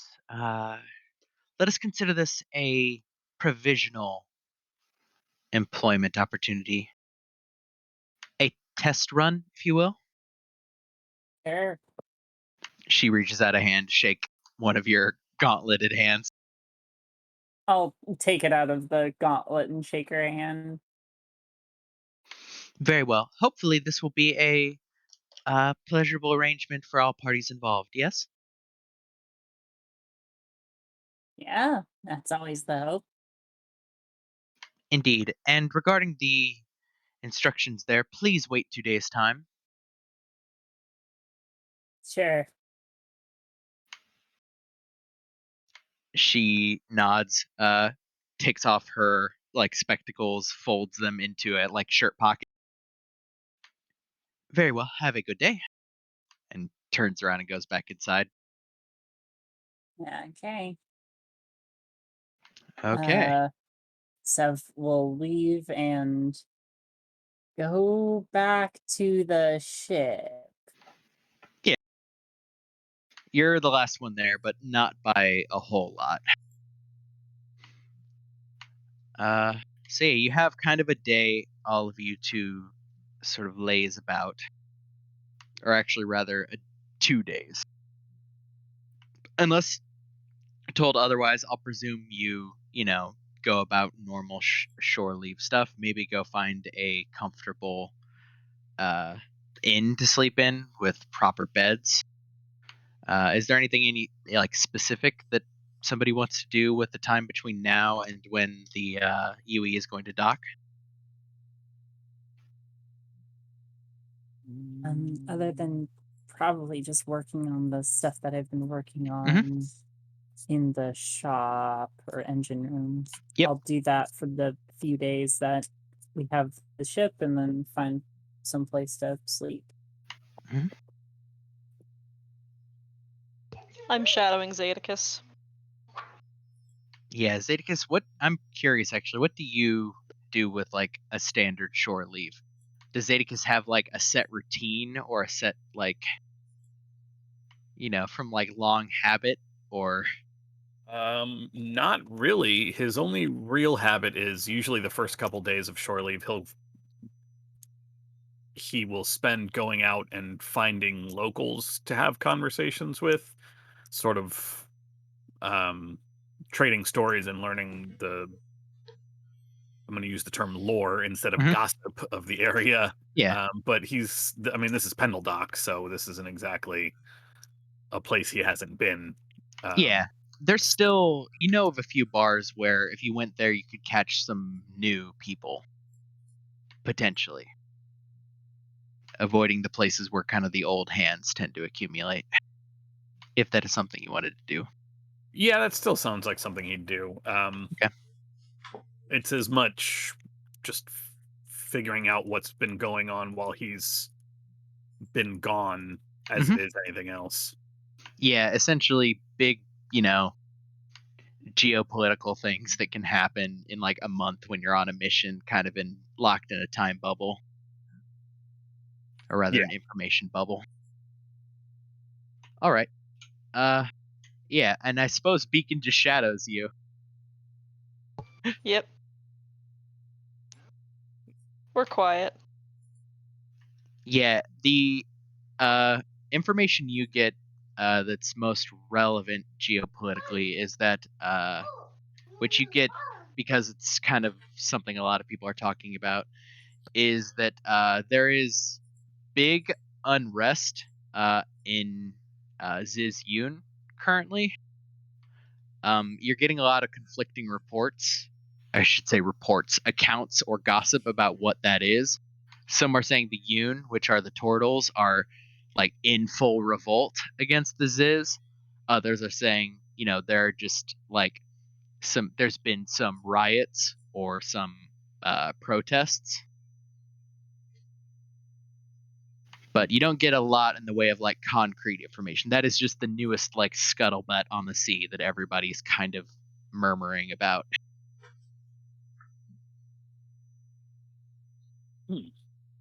That's a little odd. Those two have been. Well, I suppose there's been some tension for a while, but open revolts. Beacon, wasn't one of our potential jobs to deliver something there? No, wait, no, that was.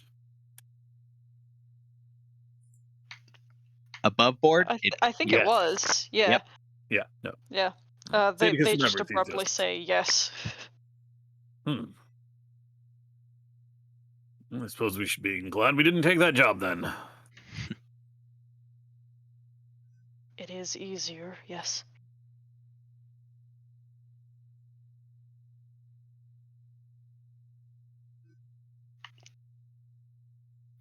Okie dokie.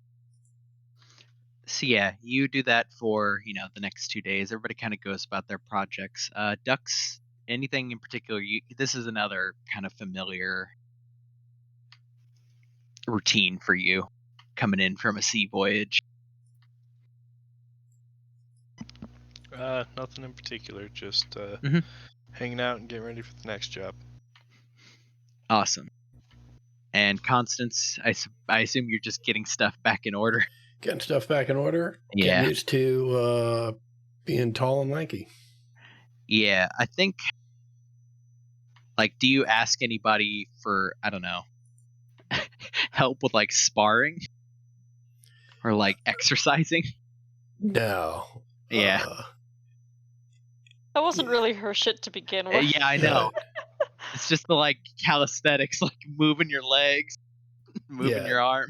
No, I'm just, there's probably a lot more bumping into stuff than I was Mhm. doing before, and probably some more bumping my head on stuff. Yeah. But that'll work itself out in the wash. Probably spend a lot more time with Thena. Yeah. She, after about like the first day of you suddenly being much taller and her Mhm. very clearly being intimidated, Mhm. you can tell like there's a shift of like, oh, she realizes it's just you but bigger, Right. and isn't really all that scared anymore. Cool. Kind of goes back because you also note like she spends a lot of her time with Helig Bjor, who still dwarfs you. Yeah. Yeah. All right. On the third day, like while everybody is present, Mig will say, "Is everybody ready?"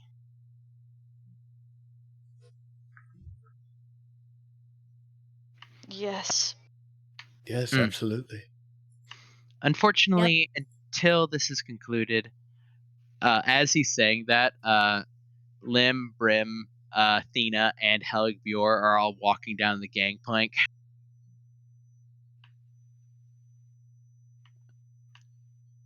Athena goes, we'll be back. Helig, like, basically picks her up and, like, lifts her onto his shoulder and goes, we're in the usual place, Mig, if you need us. Mig nods. The rest of you will be accompanying. Would you like to meet? I suppose you would.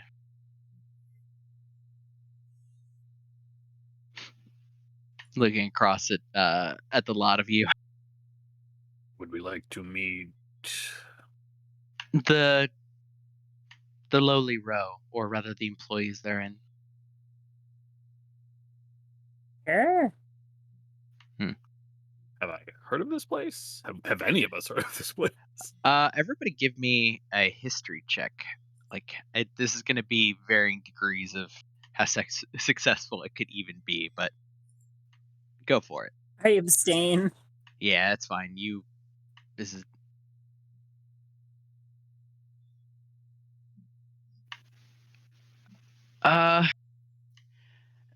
okay. So for Constance, Zadicus, and Dux, you have vaguely heard it listed in the same like breath as other sort of it would be called like dock warehouses.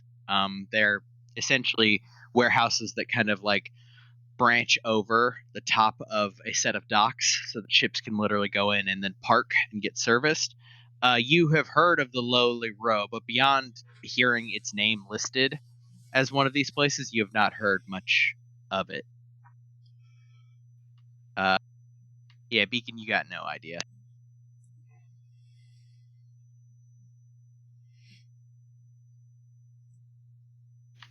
There are certain protocols to be followed while we are therein. I would prefer if the name UE is not uttered within the Lowly Row or to any of the employees therein.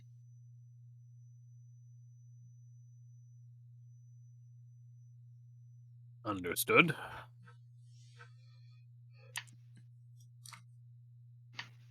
Yeah, his head swivels like each of you individually, gauging response. Constance nods.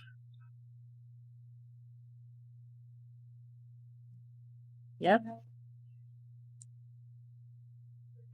Very well. I'm glad that you all understand. At this point, the UE starts to slide itself off from the dock.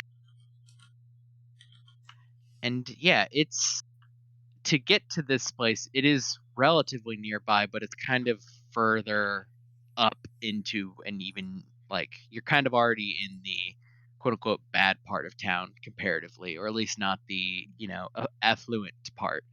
But you have to go a little ways up the coast, out into closer to where some of like the junkyards and the shop yards are. And as the UE is approaching, you see from the outside what appears to be a kind of rundown warehouse.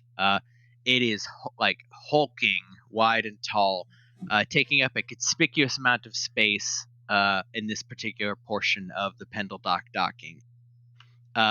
You could see from where you kind of have advantages, you're rounding a little bit of a corner. The sea portion is open faced, though like as you're growing closer, you could see massive hinges on the side, and it is squatting almost like half over what would be like a typical warehouse on the cobbled street side of things, and half out over a set of 3 docks. As you enter and look up, you see very immediately up on the roof is an enormous like metal door that you can see probably very clearly slides up those grooves on either side of this wide opening. And the UE positions itself in the very center dock. The inside, as opposed to the outside, is like incredibly clean and immaculate. You see swabbies all over the place, cleaning off tools. Some are like moving to and fro, just cleaning off oil stains and the like. The shore portion of the warehouse you can see is lined with neatly organized rows of these what look like shelving units that are filled with tools and parts, as well as some larger storage portions off to the left and right. And very immediately you see about 20 feet up this kind of 50-foot wall is an office affixed to the wall with a small set of stairs leading up to it. As you dock and the sort of gangplank lowers, you are met by a Ziz woman. She is dressed in overalls, has a bandana tied over her head. She will first glance to Mig, then glance at the rest of you and say, "Yes, my name is Iskis. Welcome to the Lowly Row. You are new crew members? I do not believe I've seen any of you before." Joined up last time. Excellent, excellent. She cocks a head over her shoulder. Orphle. You see, kind of what probably fucking around with tools back, like off to the back. A bearded dwarf turns, looks over. His beard is kind of a bright whitish blonde and extends like almost all the way up to his eyes. So the only thing you kind of see is a like thin strip of his eyes. And he like grumbles something and then starts walking over. Iskis lays a hand on his shoulder as he comes closer and says, "This is Orphle, my husband. We're two of the employees here. Would you like to step off the ship? Sorry, it's terribly rude." She takes a couple steps back.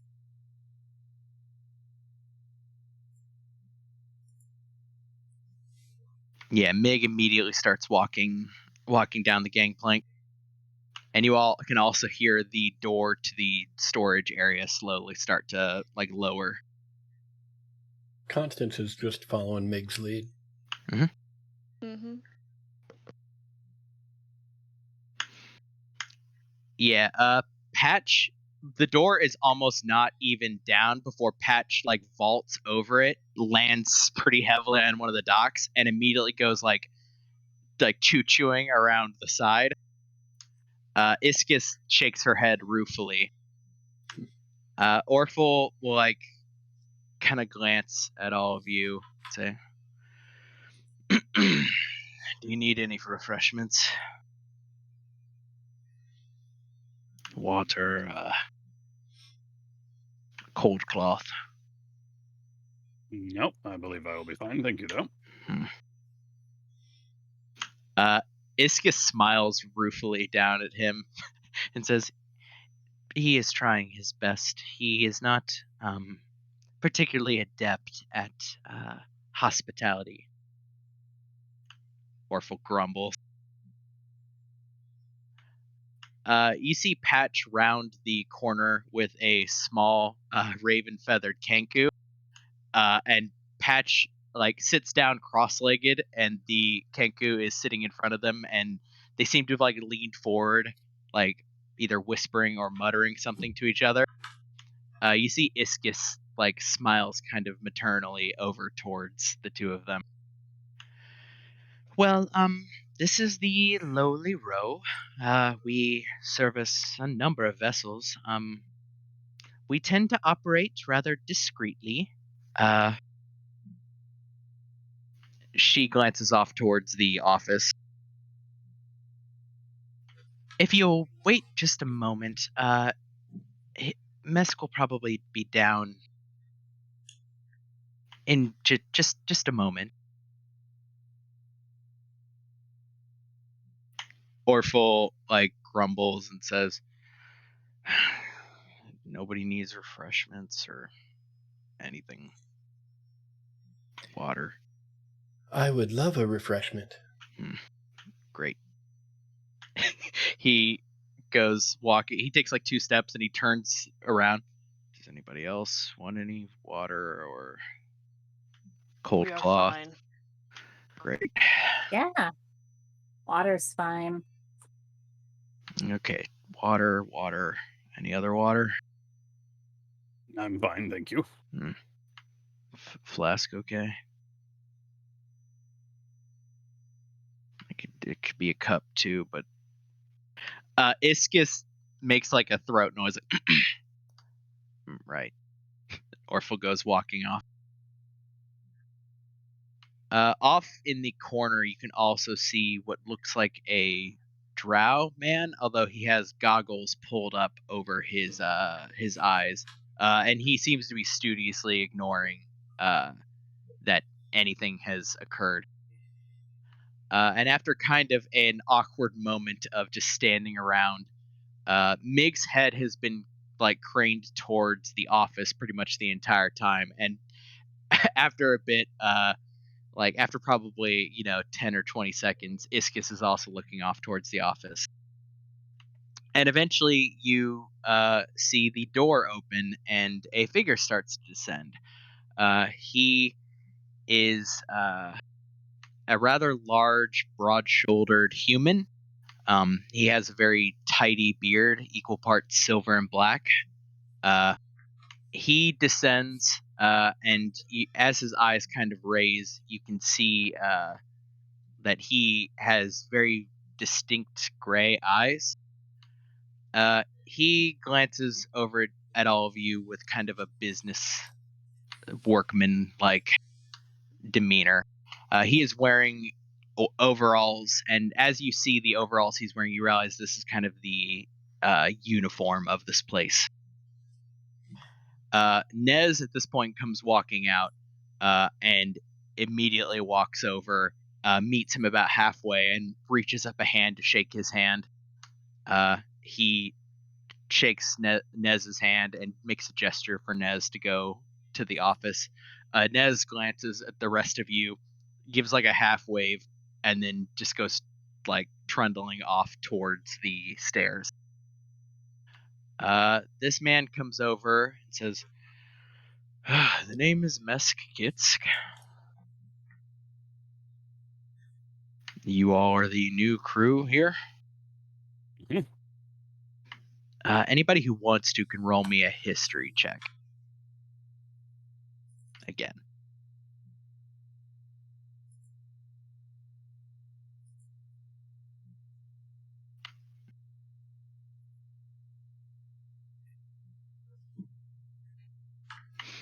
Interesting. Okay.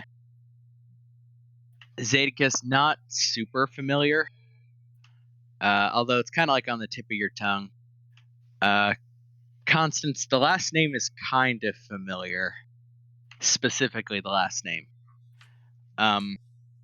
For Beacon, you have definitely heard the name Kitsk before, and it had something to do with being higher up in the Unfettered Accord. As a kind of engineering geek, Sev, you have heard the name Kitsk referenced in engineering circles, even out in the sphere. Although you know of the name for the second admiral engineer, which is to say, like the second admiral, like engineer in charge, is a man named Van Kitsk, and he is one of the premier like mod ship engineers in all of Bagaro, very high up in the government.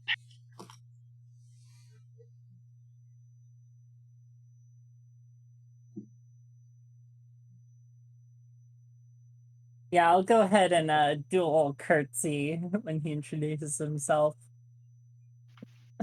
Mm-hmm. I'm sorry, didn't catch your names. I know Mig, obviously, and Nez and Patch. Hello, I'm Constance. Lovely to meet you, Constance. He reaches forward to shake a hand. Likewise, and I will extend my right hand. One of the effort. Yes, Lovely doing business with your people. yes. He nods. He looks at Beacon, kind of cocks a head.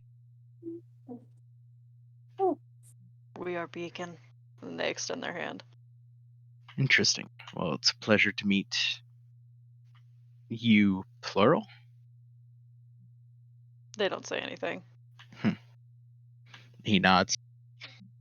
Looks over at Dux. Ducks and Golden Tide at your service. Excellent, excellent. Well, yeah, he reaches over like a hand out to shake. He looks at you, Zeticus. Zeticus, navigator, cartographer at your service. He reaches out to shake a hand. Take his hand. And what is this contraption you have constructed?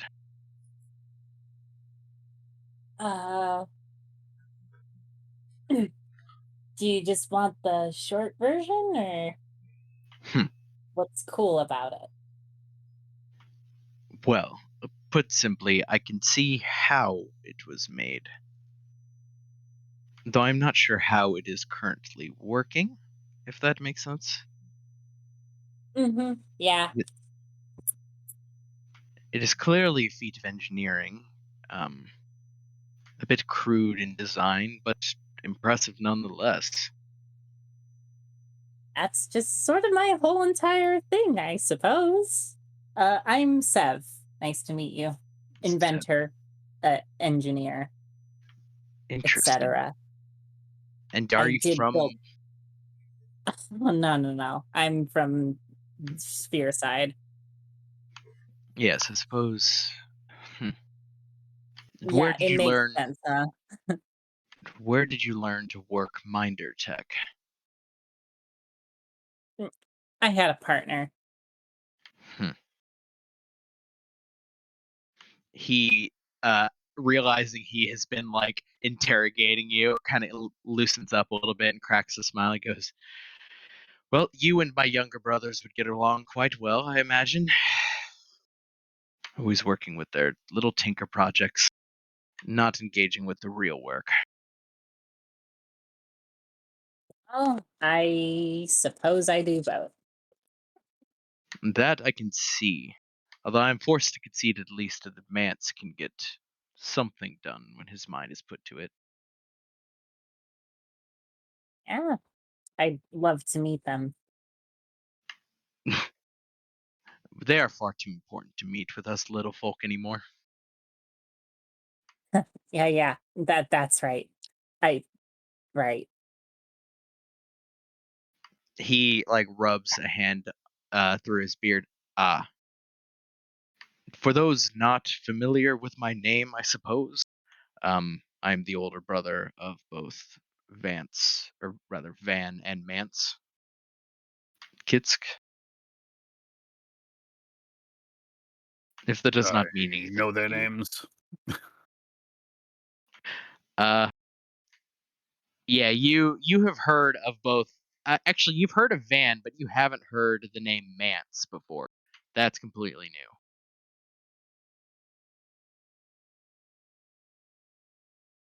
new. Mhm, mhm.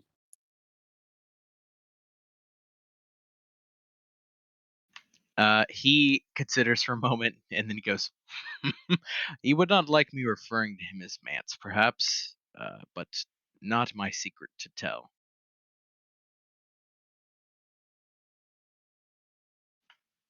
At this point, a human woman enters from a door on kind of the left side of the warehouse, a little bit off, kind of around the corner. She has her arms are streaked with some kind of mixture of like oil and dried astral water. She has loose brown hair pulled up into a ponytail. She doesn't seem to be wearing the overalls like the others present, though she does have a matching apron that has a few loose tools slung through it. At the bottom of her apron is an embroidered flower, and there's a matching flower up on the shoulder.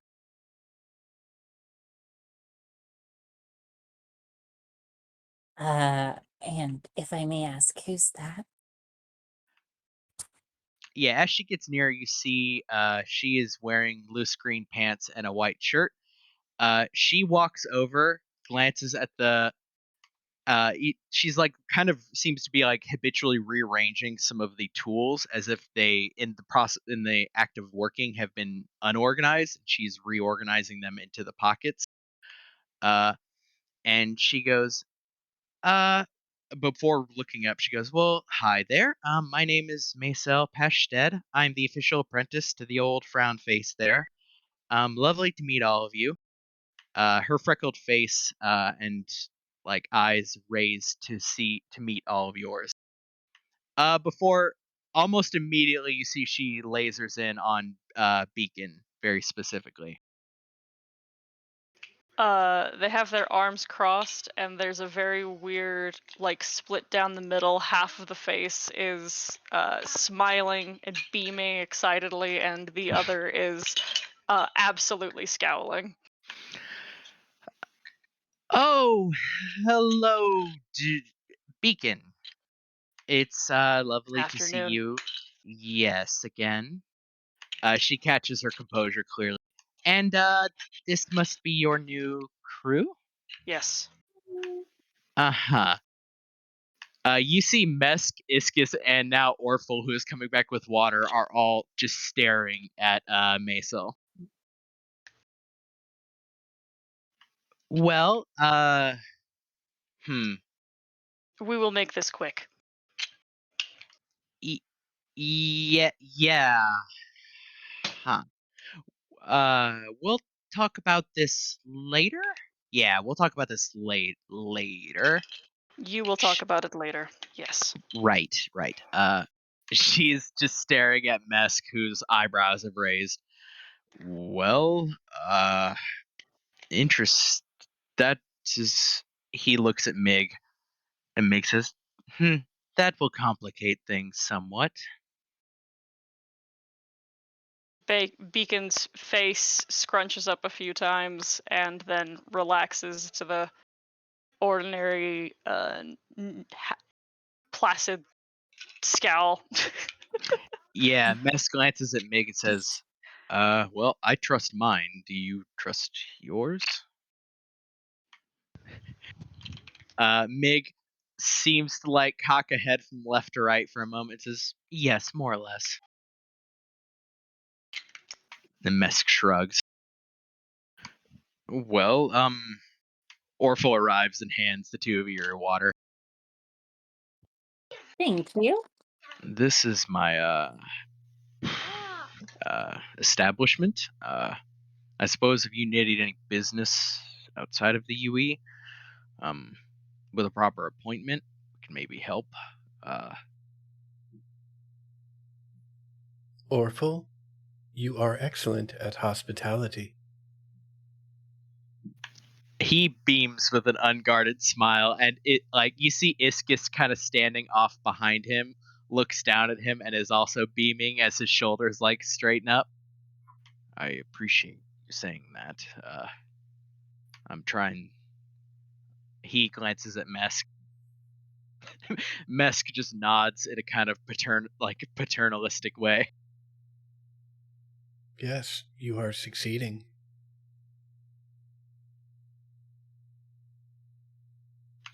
You hear the little Kenku and Patch getting increasingly noisy. Before Patch stands up and comes walking over, and waves at each of you. I went back at Patch. Oh, Patch. Waves like hello or waves like come here? Hello, sorry. Okay. Yeah. He comes walking over, and the Kenku is following behind him and kind of peers up at each of you.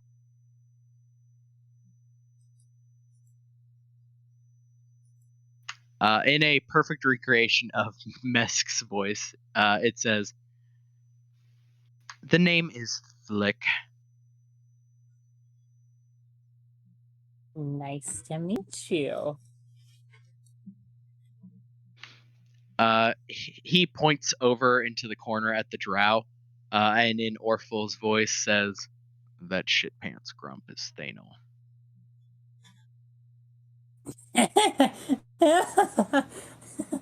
Oh man, that's good. In a kind of highbrow regal voice you don't recognize, he says, this is my... And then he switches to what's clearly an imitation of Nez's voice. Good friend, Patch.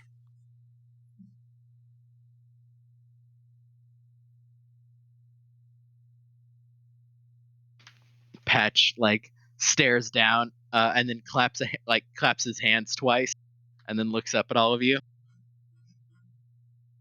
Yeah, it's our good friend too. Yeah, you see Patch's head cocks, and then you hear as he claps again. Mesk glances at Maisel, who at this point is very clearly trying not to look at Beacon, but has been caught very badly off guard by this whole thing, and says, well, it was good to meet you. And you understand propriety is a part of what we do here. We got some work to do on your ship, but we'd ask most of you, Meg obviously accepted, to kindly go about your days. Can I read anything on Maisel's face about what this prior relationship or knowledge of Beacon is? Go for it. Yeah. Insight, or whoever wants to do an insight on Maisel to try to figure out what's going on. Beacon's neck is like visibly twitching. Mm-hmm. Yeah. Seb is very concerned. Sev, there's something you don't know what. Beacon, not Beacon, Constance, suffice to say, there is a deeper relationship. And with an 11, the one thing you did clearly catch is that initially, Maisel started with a different name and then had to correct herself. Beyond that, you're not really sure what that means. Right. Yeah. You don't really know what, like, the emotions, but you did catch that for sure. Mm-hmm. She will, like, kind of do a bow and say, yeah, we'll be going on about our work here. As I said, I'm the apprentice. Someday I'll be taking over shop from old Grump here. She, like, pats Mesk on the arm. Have a good day, I guess.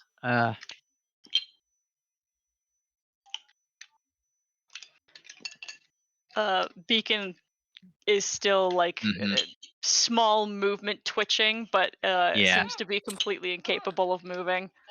Yeah, at this point, she is very conspicuously looking everywhere but Beacon, and everybody can see that.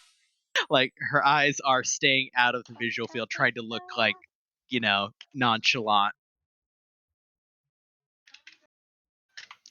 Orphle, like, gestures to the door and says, I'll see you out, I guess.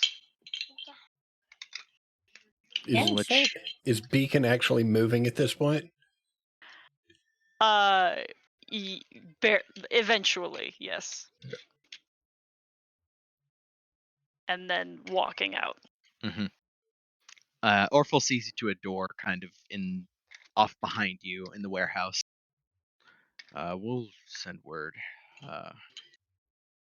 If you want to just let us know if you're staying at an inn altogether, we can let you know, or Meg will find you. Fine, whatever. Mm-hmm. He cocks a bushy eyebrow. Well, have a nice day. Thank you, Constance. I appreciate it. Well, thank you.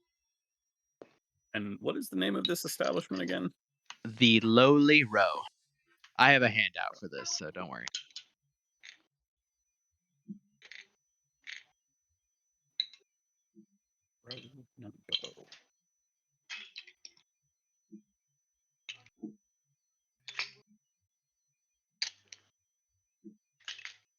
And so, yeah, you all like head out. I assume to find just a standard inn somewhere.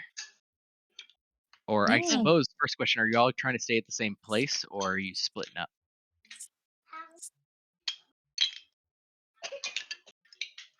Beacon's walking. Anyone's allowed to follow, but Beacon will be finding lodgings. Beacon? They lightly turn back towards you. Would you care to elaborate on the pre-existing relationship between you and Maisel? They sort of sneer and say,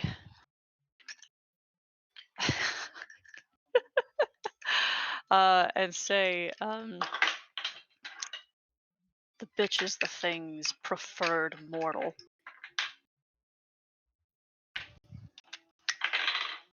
Seems necessary. Did you guys use the, They huff and continue to sneer and just say, "They still do." So that with Oh! which has contracted with you is connected with this one? In a less official sense.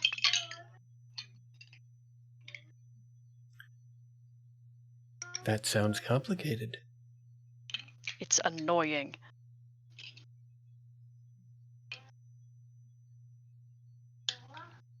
Oh, that Does- makes my decision easier. Whew. Dodged a bullet.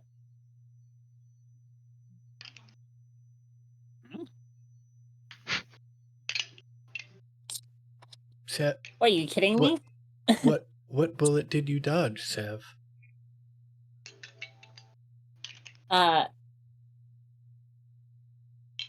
She was pretty and also interested in the stuff that I'm interested in.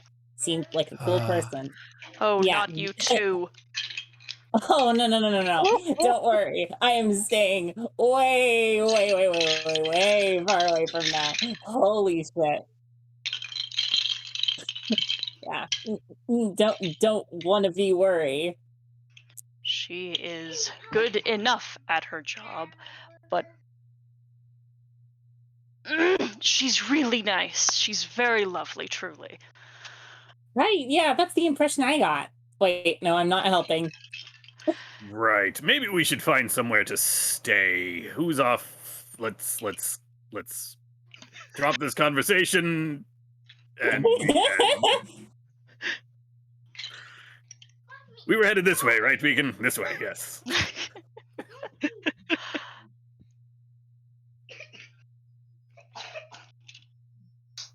So yeah, you all find a, I actually, do you spring for a finer establishment in like upscale part of town, or do you just stick Hell to? yes.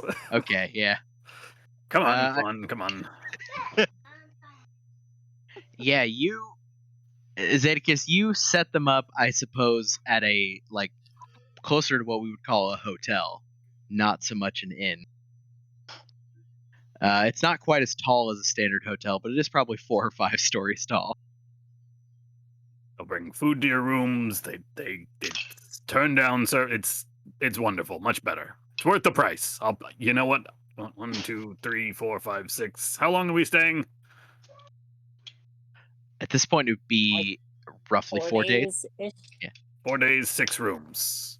On me. Good.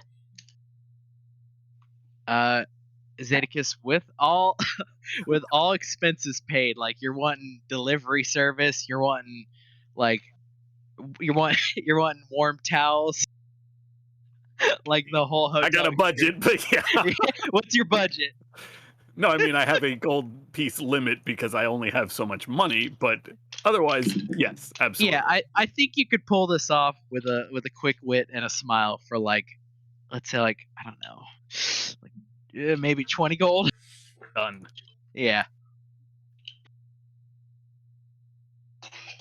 So yeah, I suppose then, like, yeah, as you're riding it out in style, each of you, do you do a room for each of them, or do you double up?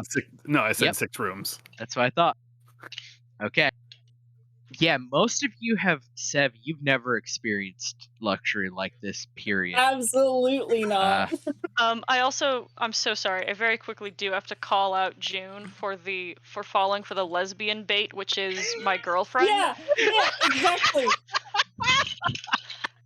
Exactly. I fell for it. I fell for it. Hook, line, and sinker. Yeah. Can you fault me? Can you fault me? Oh god. Oh god, that made me fucking choke. Oh.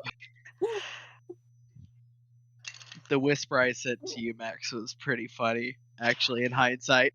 Oh shit! Sorry, I'm playing with Legos in the other room. Yeah, all I whispered to you as it started is one word in lowercase, her.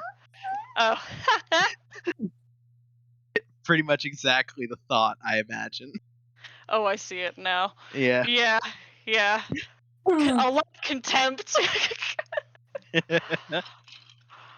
Oh, so yeah, let's have our 15-minute break. This is a good spot. Yeah.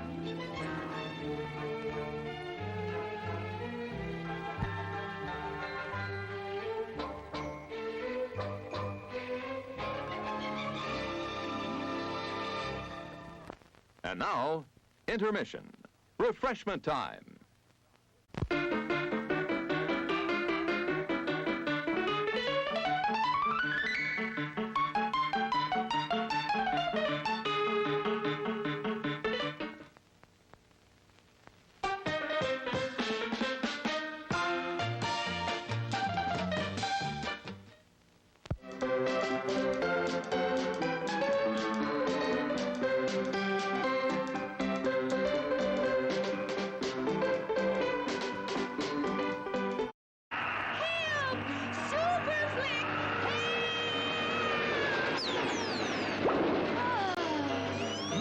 Sure is great being on a drive-in watching Super Flick and eating all this great food. This flick is making me hungry. It makes me want to flick my bick. We should have gone to the drive-in where we could eat and flick to our heart's content. Well, what are we waiting for? Well, come on then. I'm going to have a pizza and popcorn and ice cream. And I'm gonna have a burger with fries and a soft drink. Yum, yum, yum. This was a great idea.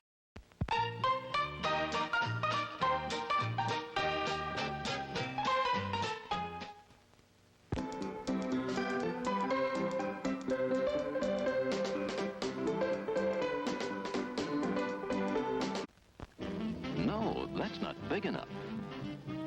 No, that's not big enough either. That's more like it. We're delighted to have you with us, and we extend a cordial welcome to you.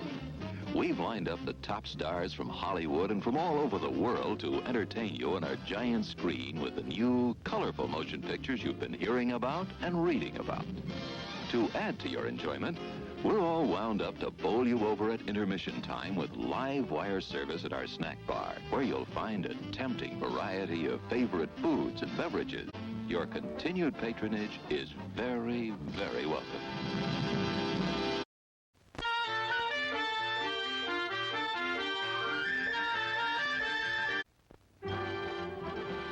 It's intermission.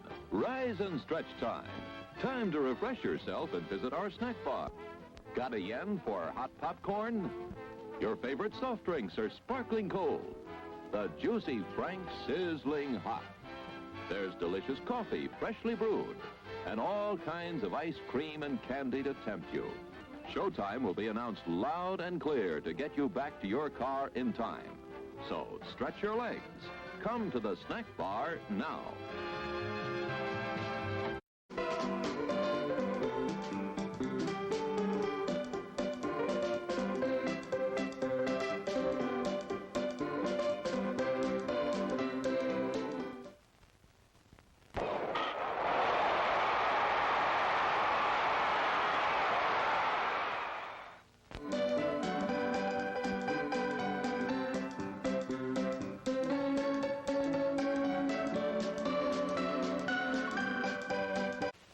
Sparkling soft drinks. Steaming hot coffee.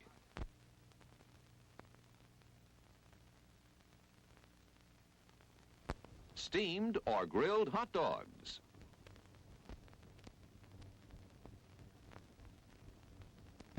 Crispy hot fresh French fries. How about a pizza? None better anywhere.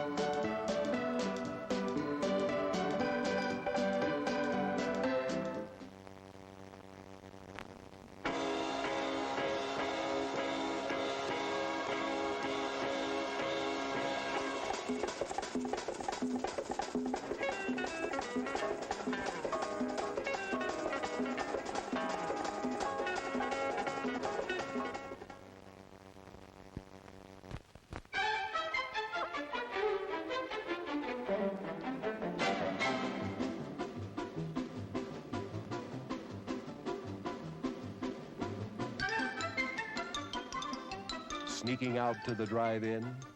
Why not take the kiddies along and save the expense of a sitter? Everyone enjoys the drive-in.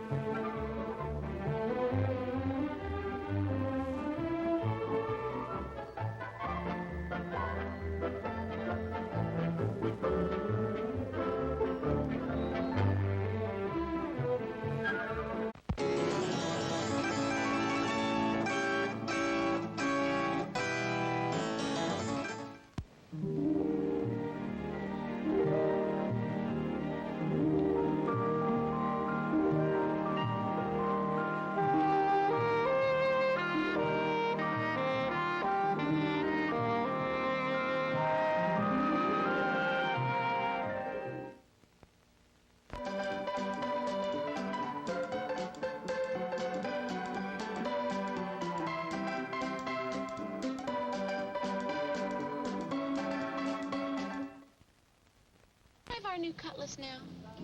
Sure handles easy. Drive happy. Cutlass can make you a little drive happy. I forgot to get the newspaper. Glad we ordered these swivel bucket seats. Yeah, in case I get to drive someday. The Cutlass S, Oldsmobile's sporty fastback at a price that's less than you might think to help make you really drive happy. Drive happy. Can I drive now? Take a good look at Clyde Garfield's Cadillac and Oldsmobile dealership, and then take a drive in a new Oldsmobile, Cadillac, or one of the fine used cars, serviced by Clyde's 21 factory-trained personnel and expert craftsmen. Cadillac and Oldsmobile means the very best in automobiles, and Clyde Garfield is the best in dealership and service. Clyde Garfield's Cadillac and Oldsmobile, New England Automobile Village, Route 3, New Hampshire.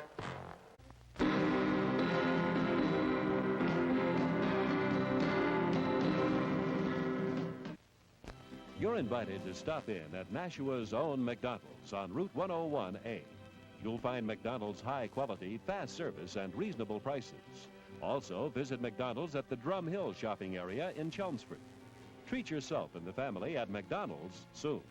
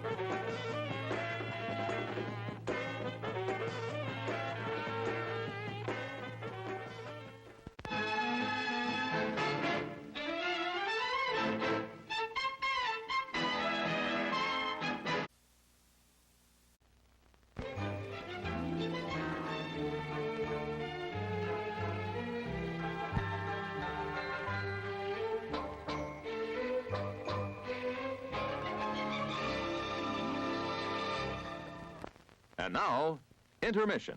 Refreshment time.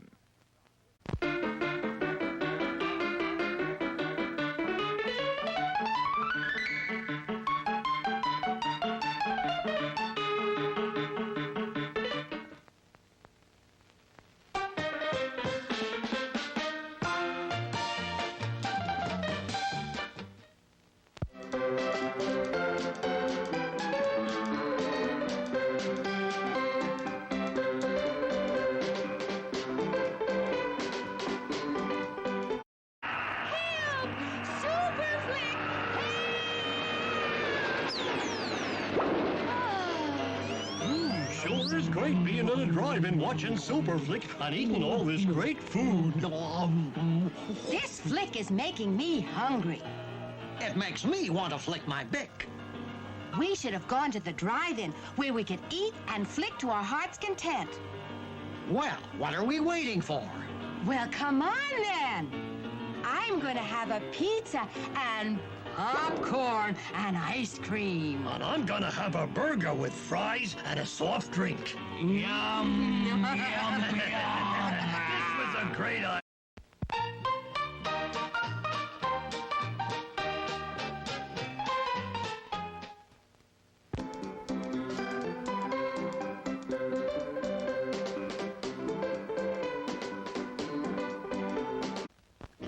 No, that's not big enough. No, that's not big enough either. That's more like it. We're delighted to have you with us, and we extend a cordial welcome to you.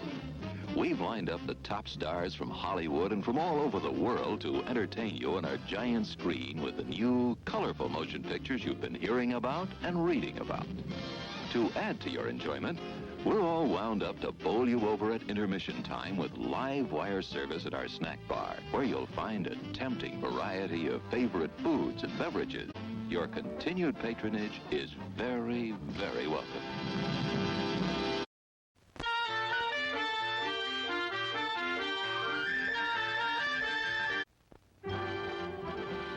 It's intermission. Rise and stretch time. Time to refresh yourself and visit our snack bar. Got a yen for hot popcorn?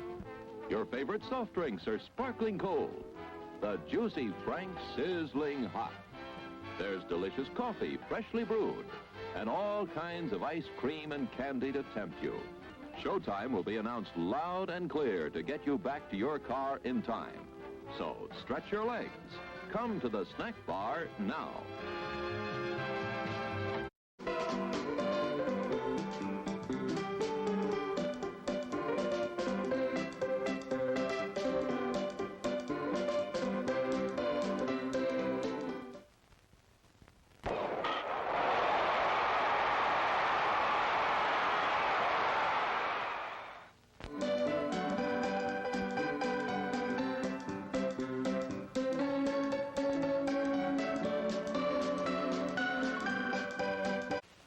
Sparkling soft drinks. Steaming hot coffee.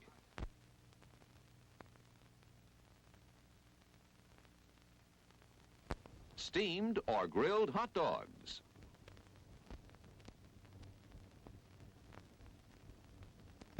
Crispy hot fresh French fries. How about a pizza? None better anywhere.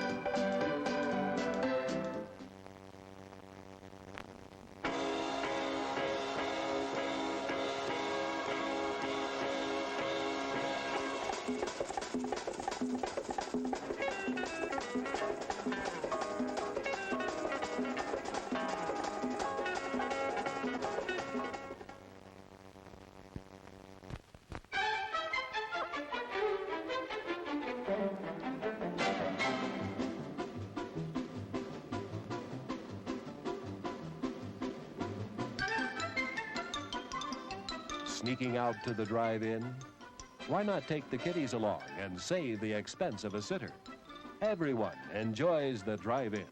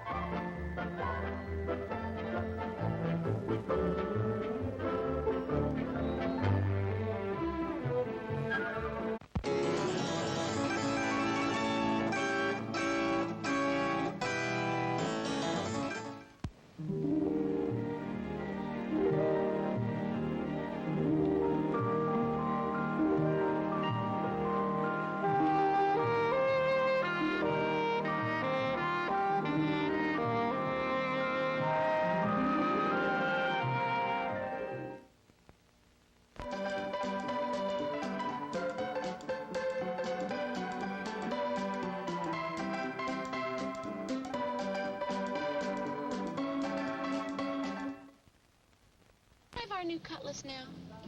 Sure handles easy. Drive happy, Cutlass can make you a little drive happy. I forgot to get the newspaper. Glad we ordered these swivel bucket seats. Yeah, in case I get to drive someday. The Cutlass S, Oldsmobile's sporty fastback at a price that's less than you might think to help make you really drive happy. Drive happy. Can I drive now? Take a good look at Clyde Garfield's Cadillac and Oldsmobile dealership. And then take a drive in a new Oldsmobile, Cadillac, or one of the fine used cars. Serviced by Clyde's 21 factory-trained personnel and expert craftsmen.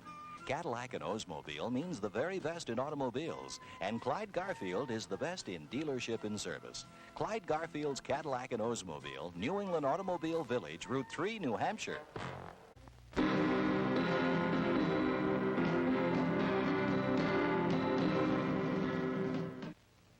You're invited to stop in at Nashua's own McDonald's on Route 101A. You'll find McDonald's high-quality, fast service, and reasonable prices.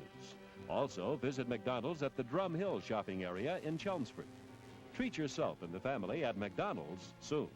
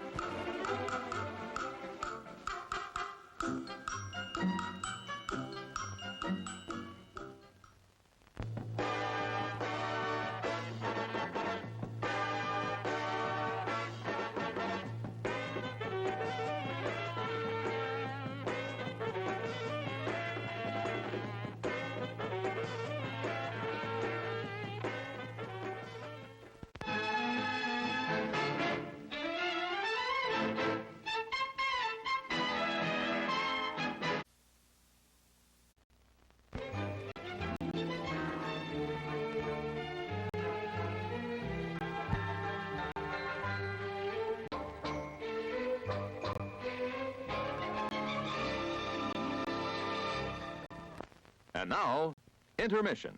Refreshment time.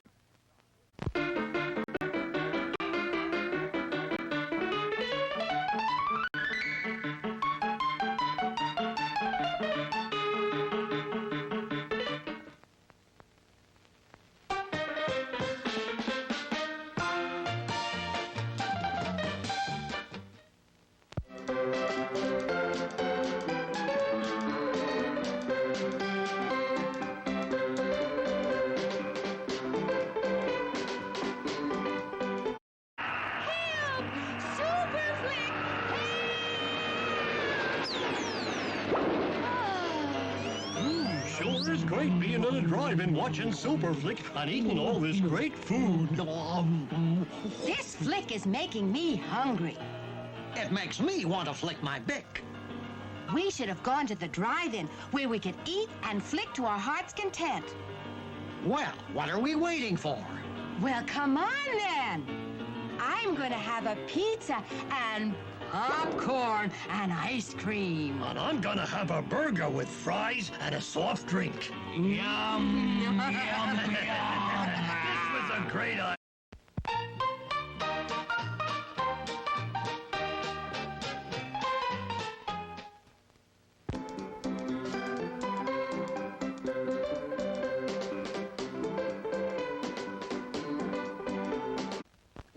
No, that's not big enough. No, that's not big enough either. That's more like it.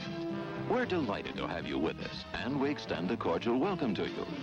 We've lined up the top stars from Hollywood and from all over the world to entertain you on our giant screen with the new, colorful motion pictures you've been hearing about and reading about.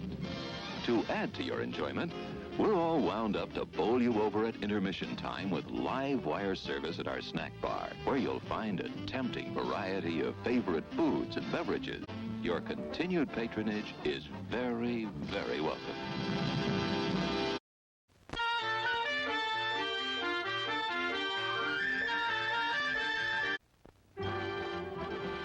It's intermission. Rise and stretch time. Time to refresh yourself and visit our snack bar. Got a yen for hot popcorn? Your favorite soft drinks are sparkling cold. The juicy Frank sizzling hot. There's delicious coffee, freshly brewed, and all kinds of ice cream and candy to tempt you. Showtime will be announced loud and clear to get you back to your car in time. So stretch your legs. Come to the snack bar now.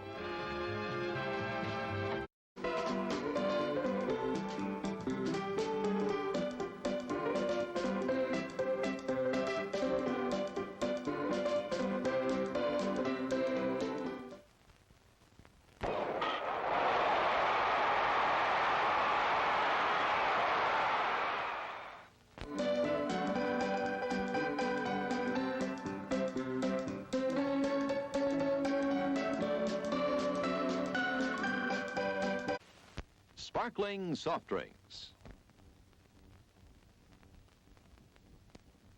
Steaming hot coffee.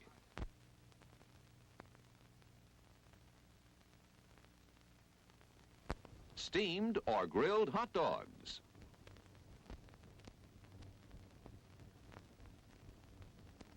Crispy hot fresh French fries.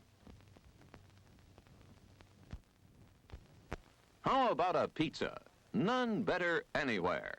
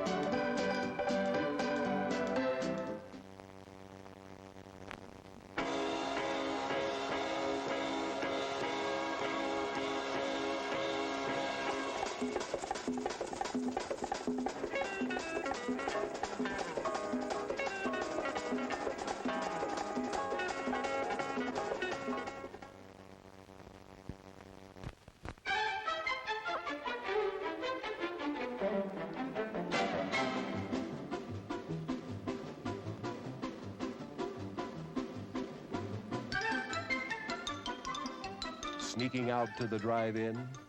Why not take the kiddies along and save the expense of a sitter? Everyone enjoys the drive-in.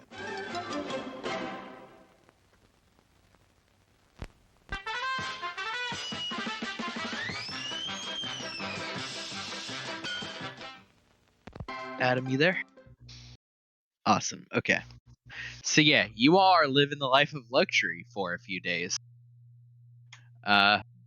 There. I have a job to do. Yeah, you do. So yeah, you go off and and do your job on the next day. I suppose, is there anything else anybody wants to do over the next few days, or do you just chill now that Zedekus has hooked you up? Like, it went from like there could have been other shit going on, but Zedekus did just hook you all up in like 5-star luxury, so that is its own activity now. Beacon is kind of actively sulking, Yeah. but can be rather easily persuaded to do other things. Yeah, like this place has like a spa.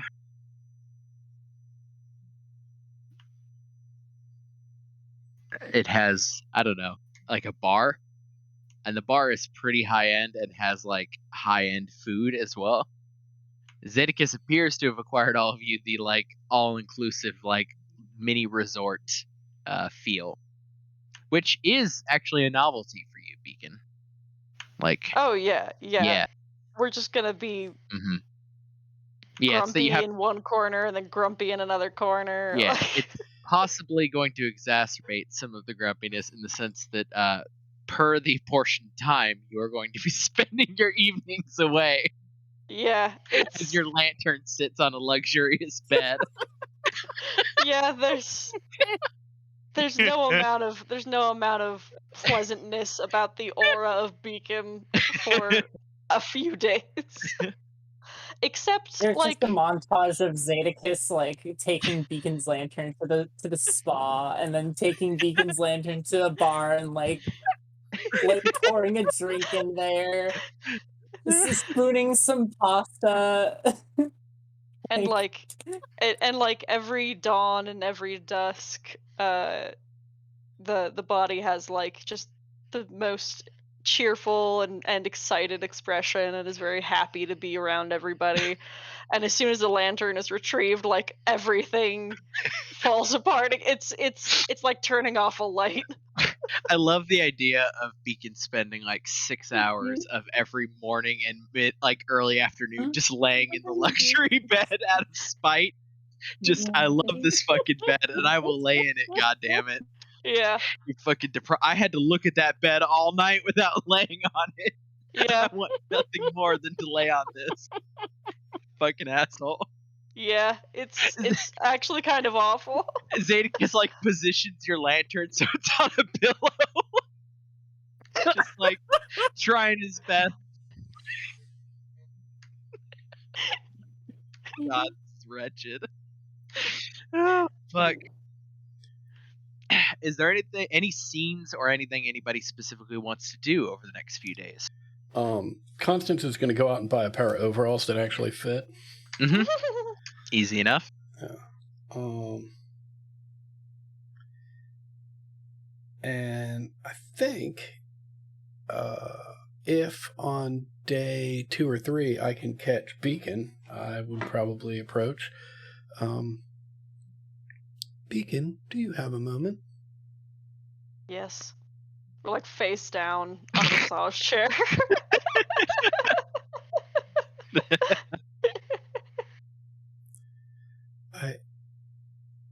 I am confused about the body with which you have a contract.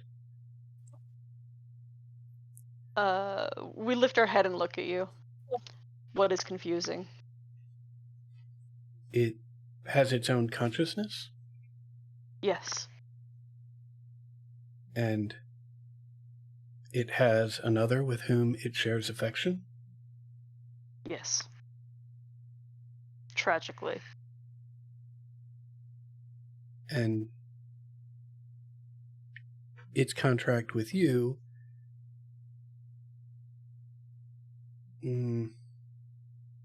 outranks its other obligations. That is correct.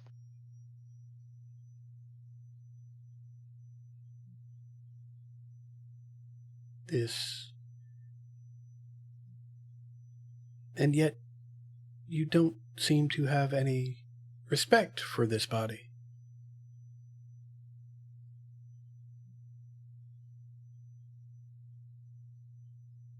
They kind of turn a little bit more towards you and say, "This is only one of many that I shall have in my infinite existence."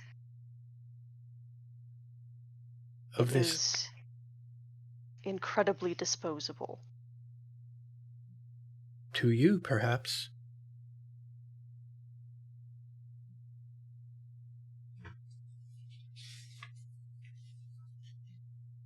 Do you think It is- Maisel finds it disposable? Does not matter what she thinks. The body should outlive her by eons anyway.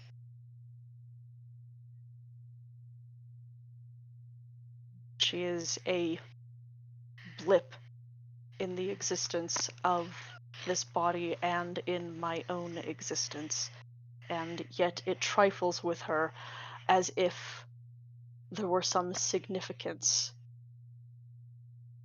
to her consciousness, to her being. It is exhausting. What of the other crew members? They will only exist for a blip of your existence. They shrug and say, "Crew is useful."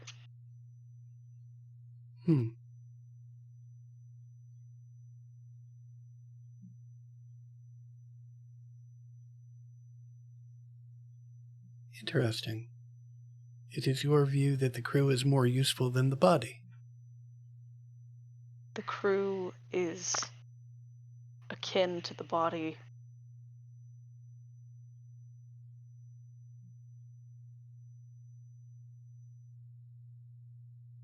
There are those in the crew that have work to be done, but can be done by anyone.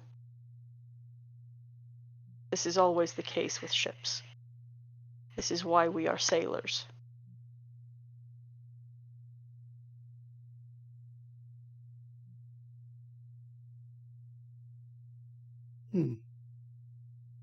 Interesting. Thank you for your time. I am unfamiliar with dual entities where both parties can pull in opposite directions. It's not supposed to work like that. And yet it does in your case.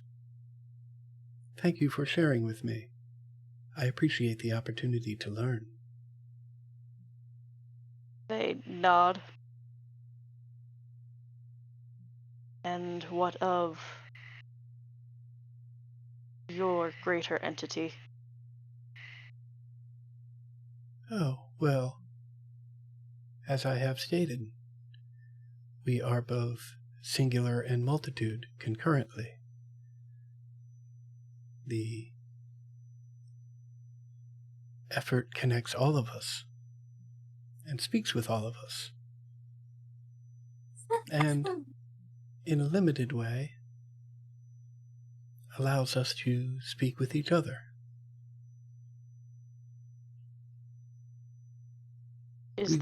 We want what it wants. What does it want? It wants to expand. That is how to ensure survival. My kind learned the same thing many, many cycles ago. As beings that exist without form, it was not necessary to adapt, but is an expansion of the senses to take a physical form. Their hands sort of flex in front of their face for a moment.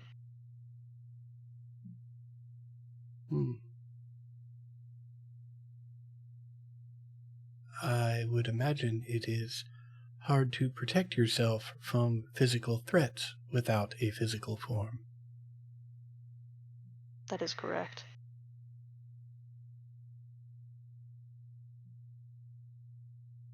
It is one of the ancient rituals that binds the kind of my body and the kind of myself.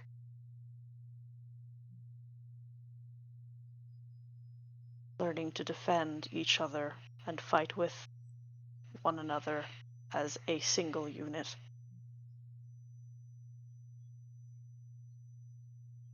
One cannot bond unless one is capable of connection. From what I and have seen, perfection. you've learned those lessons well.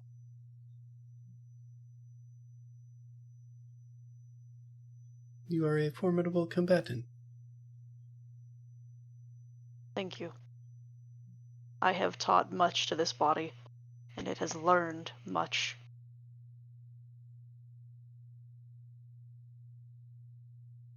And eventually all that has been learned in this one should move on to the next one.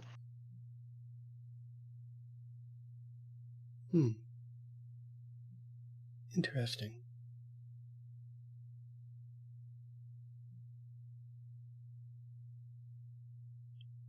Would you care to come with me to learn why it is others pay good money to have people press on their flesh? I am very familiar with this, and I would not mind.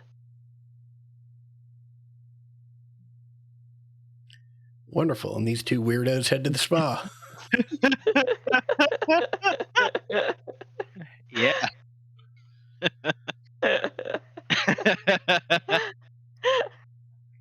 When you get there, Dux is already in a mud bath. I imagine.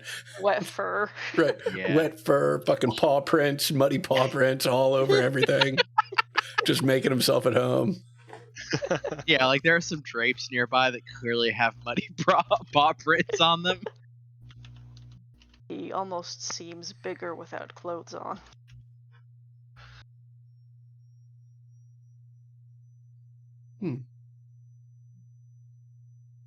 Certainly at home in his own skin, or fur, as the case may be. Hello, Dux.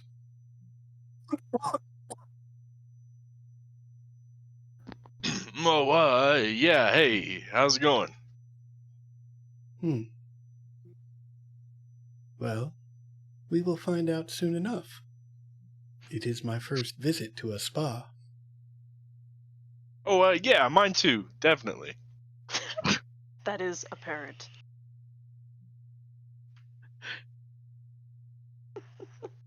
You seem to have taken to it rather quickly. Pretty nice. Who knew wallowing around in mud could be quite so relaxing?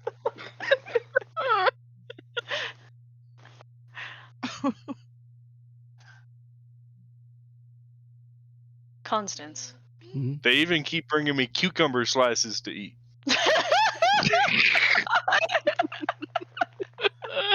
These three in a room are actually so bad. God. Are cucumber slices something that you are interested in eating on a regular basis? Nah, not really, but you know, when it's in front of you. Very well, I will not add them to the menu.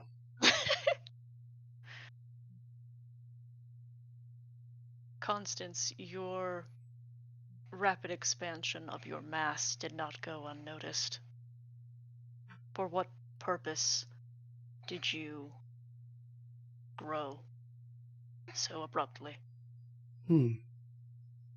If you are to lay out some attempt at a jab at the expansion of the effort, I promise you I will probably not laugh.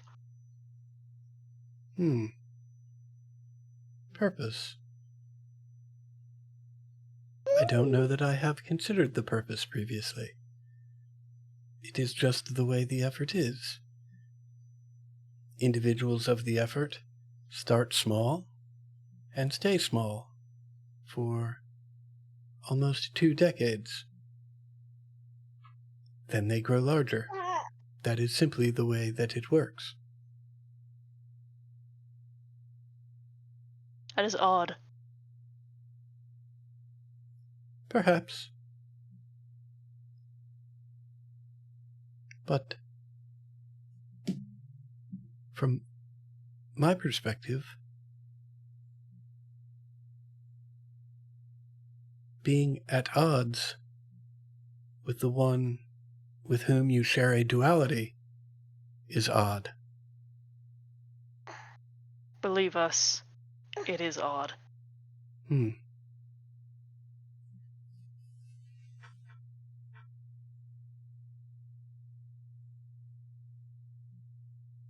Oh, I believe here is the individual with the cucumber slices. Yeah. This like halfling woman like walks in and just hands them to fucking ducks. Hands like 2 to each of you as well, waiting to see if you eat it. Beacon appropriately places them on their eyes. Yeah, she looks slightly like relieved. Like Constance looks at ducks, and then looks at Beacon, and then looks at ducks, and then looks at Beacon, and then looks at this halfling woman. It just stares at her. Ducks eats the cucumber slice and says, "You know, it'd be a lot easier on your feet if you just brought me the entire cucumber."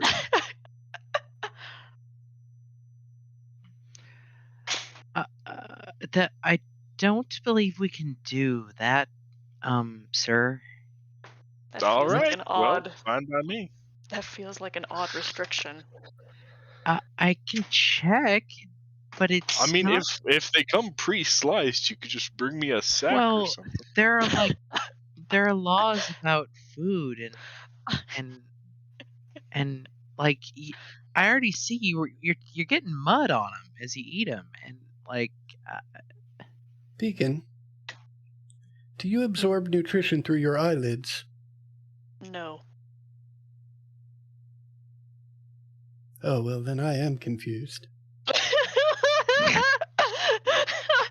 Beacon does not expand.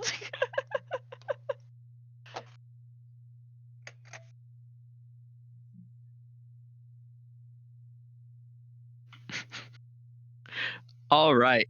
Yeah, fanning away from this. How does Zadicus like? So Zadicus is the only one who kind of has some experience with this. Like, what's Zadicus's move back in the lap of luxury? That is a very good question. Yeah, I mean, I could go to what Sev does as the Junkrat is let free on high society. I think Zadicus is actually just spends most of the time either in his room or in the restaurant eating. He's just sort of killing time. Come hang out at the spa with us. They offer you occasionally. they offer you cigars and like but essentially what are like cigarillo or smoke sticks, Zadicus. No, thank you. Thank you. No, I'm cutting down, trying to make sure everything. I'm an old man, gotta. I do believe you're rather spry, sir. I see you. I see you trying to run up your tip. Good man. Good man. Good plan. Indeed, good sir. plan. Indeed, sir. Is there anything I can get you, sir? Is there a paper for this town? What's going on? I need the There are news a of number this. of you need. Yes, we could have that delivered to you, sir. All right. Find the rest of my party and wherever they are. Mm-hmm. And then what? Just let me know so I can go there. This is Right away, sir. yes, thank you. Run away. Yeah, he goes like running off. Yeah, I think first things first, somebody comes running back to tell you that they all seem to be in the spa. Um, uh, Also, then when you get back that night, you find a pile of like local. They don't know what exactly you're looking for, so it's everything from gossip rags to like like some like financial information sort of news rags. Looking for the regular ass news. Yeah, I mean that is in there. It's just then there's a whole bunch of other shit because they're like I don't know all the news. Then like they clearly went to like a newsstand and they just got one of everything and brought them to you. All right, how's everybody doing here? Fantastic. If you hang out a little while, they'll bring you some cucumbers to snack on. There is, in fact, a cucumber situation. A situation is a word of description for what is happening.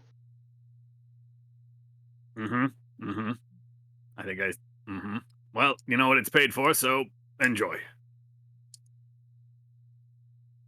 Thank you for guarding the lantern. Of course.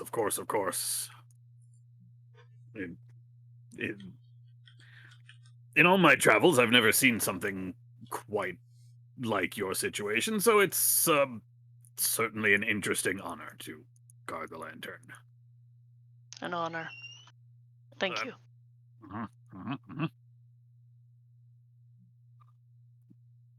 And you all are enjoying the rest of your stay here? The accommodations are acceptable? Wait. 1, 2, 3, 4. Where's Sev? Panning away then, Sev. After your business is concluded, what do you do in this luxury mini resort? Yeah, that's right. Uh-huh.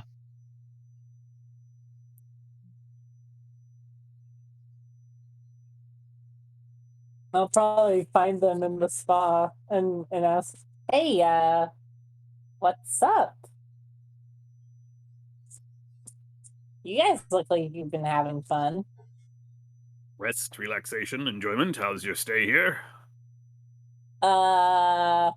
Great.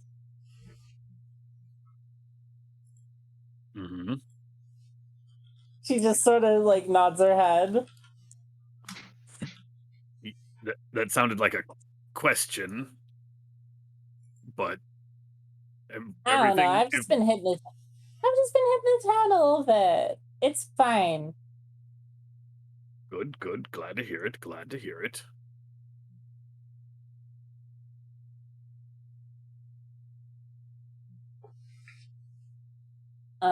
So what are you guys up to?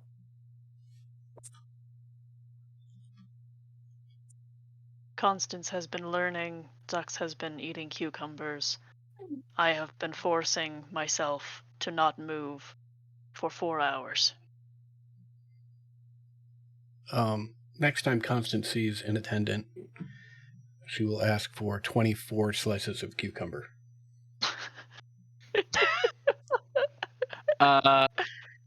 Yeah, it's the same like smartly dressed halfling woman who is like, "Okay, do you want to could I please bring you like a plate and some cutlery for this?" Cutlery, slices of cucumber. Whatever. She looks at that Zeta because she looks over at the muddy paws of ducks. Wait. Before you go, sorry.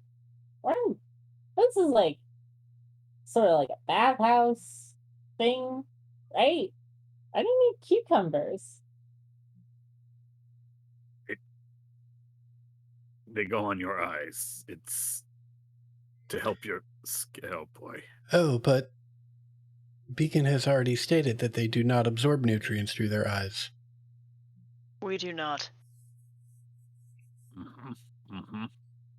You may deliver the 24 slices of cucumber however you wish. Right. I'll be right back then.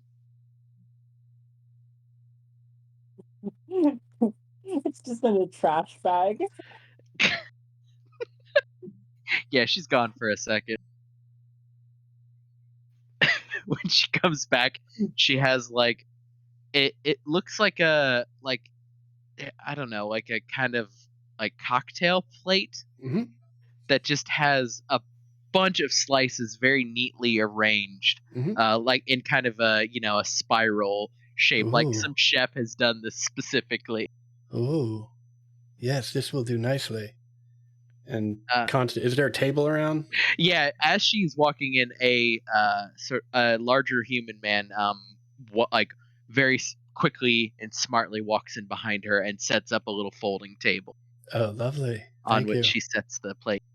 Is that all, or? Oh, that's wonderful. Thank you very much. All right. I'll be right over there. Just give me a wave if you happen to need anything. Yeah.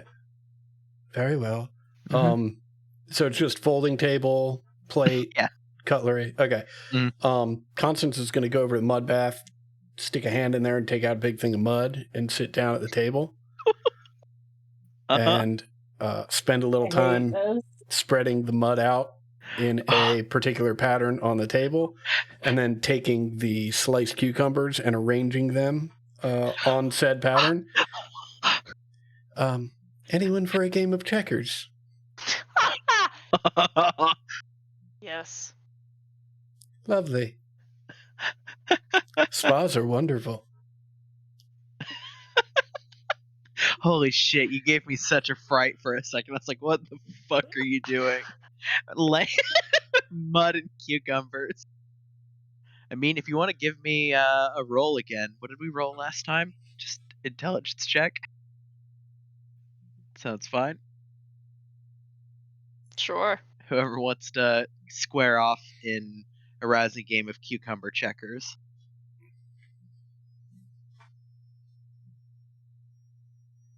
Constance takes the first bout. Delightful. We're going to lie back down now.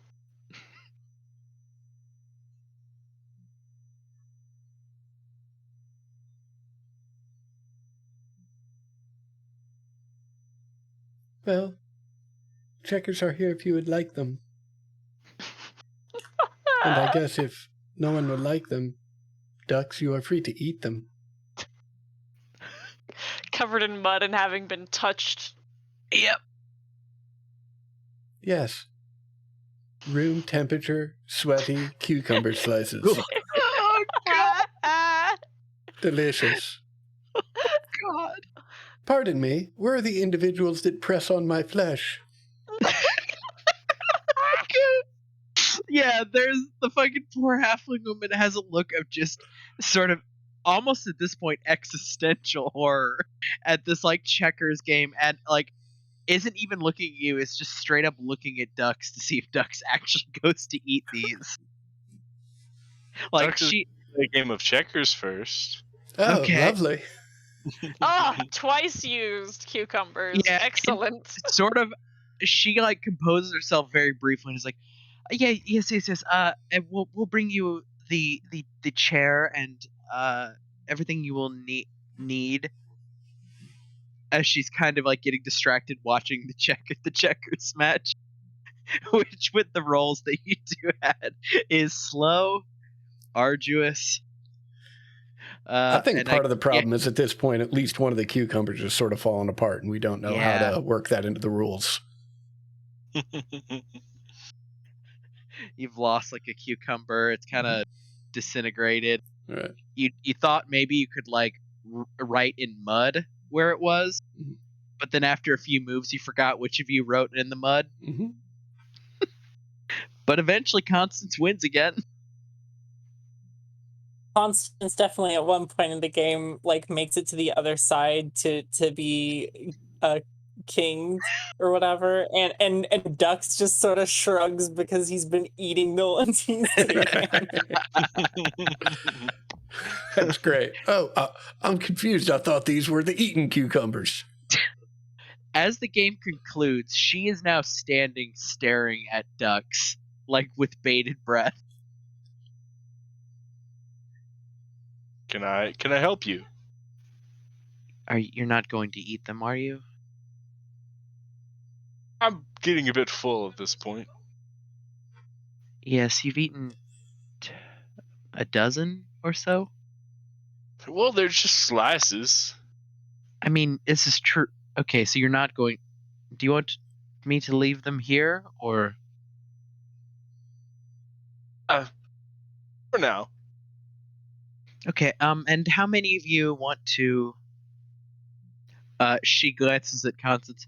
Have your flesh pressed? Her as she's saying it, her face kind of reddens for a second, and she puts a hand to her mouth and giggles.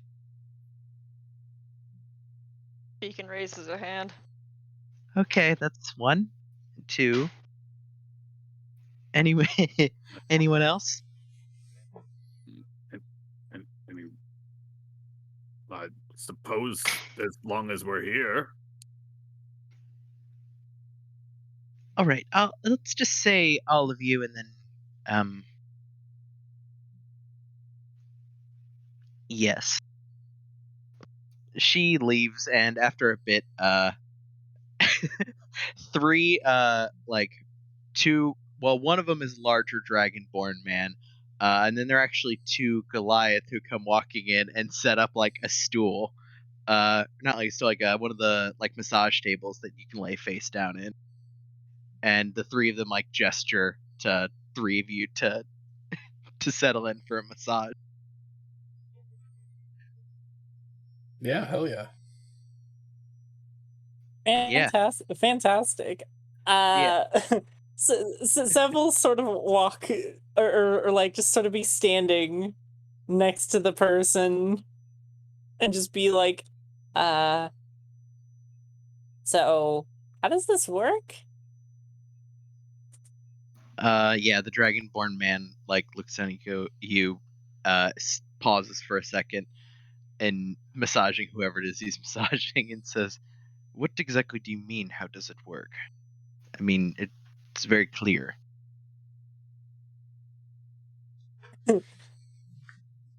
Sev sort of does the math in her head for a second, and like asks the attendant for someone to do that to her. If you'll wait a moment, we will finish the massage for these 3, and then you can join in thereafter. Is that acceptable, or do you want somebody now? Yeah, sure. I can wait. Waited this long for this fancy stuff. She is still wearing her ring. She'll step out of it. She'll like put the knuckles on the floor and just sort of unhook her backpack and everything. Does it power down when it is removed? No, it just powers down on its own. It's not necessarily when I take it off, it goes off. Like I still have to like turn it off and it winds down. Okay. So yeah, each of you gets a like pretty relaxing massage from these very large and diligent men, who, well, the 2 Goliaths. What the fuck, Cody? Look, the 2 Goliaths like kind of beat the shit out of you a little. At least it's. Look, have you ever had a massage before? I have, but yeah. These very large and diligent men was very just large and diligent. I love that Jess is behind me right now talking to Sweeney, and all she heard was these very large and diligent men. What?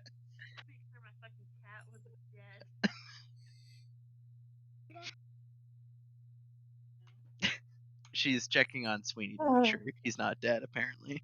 Oh, Can confirm, not dead. oh, thank God. Excellent. Yeah. Okay, so yeah, your stay in luxury goes on for the next couple of days until you are contacted by Mig. At this time, he will also essentially say that business at port has more or less concluded, and it is time to continue with the next mission, which he has some details about now, as delivered by your employer.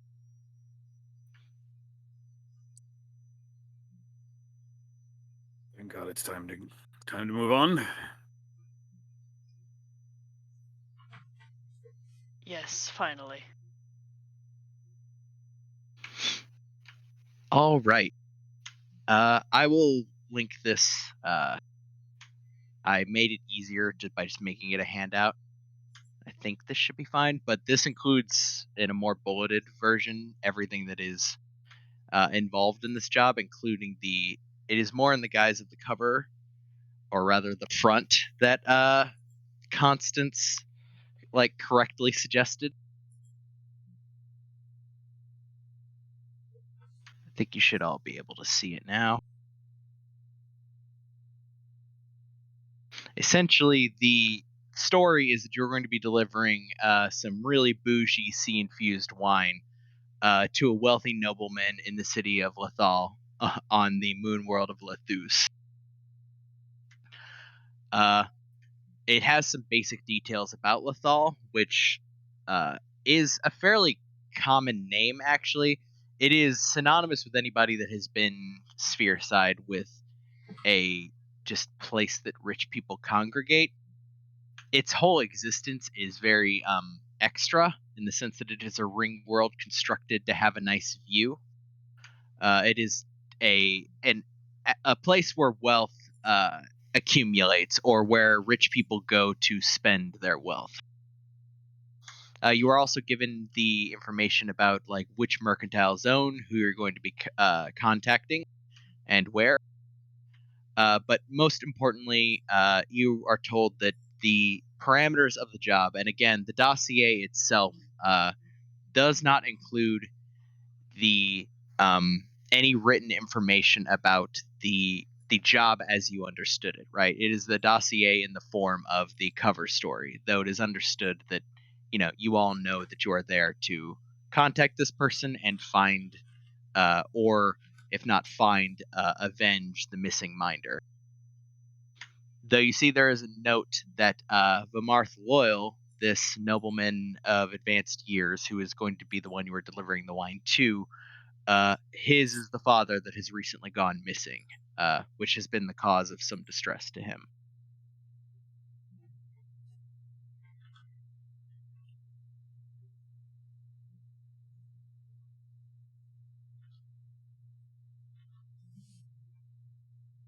Cool. Yep. Fantastic. Yep.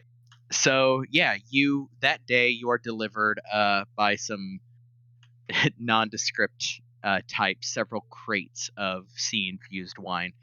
All of you would know, just as a matter of course, that infusing the wine with astral water or even astral dust doesn't actually do anything. It's a completely pointless ostentation. Doesn't make it taste any different. It doesn't make it any more or less alcoholic. It's almost used euphemistically when referring to a waste of money. But yeah, you're getting crates of these delivered to the UE. Everybody else besides you all are back aboard at this point. And yeah, Mig will ask Zadicus to set a chart. Or set a course, rather. I will go for standard speed boost. Yep. This shouldn't be all that difficult. We're just heading to... Oh god, I asked about this last time. Yeah, so the path of least resistance, probably just to simplify, is because you have already been going- to the Port of Else, right? Yeah, else. That's it. You will go to Port of Else into the Delectos and then basically jump over to another sphere. So that may take some time, but it's reliable and you think it's probably the fastest way to get there. Okay. Mhm. Yeah, so.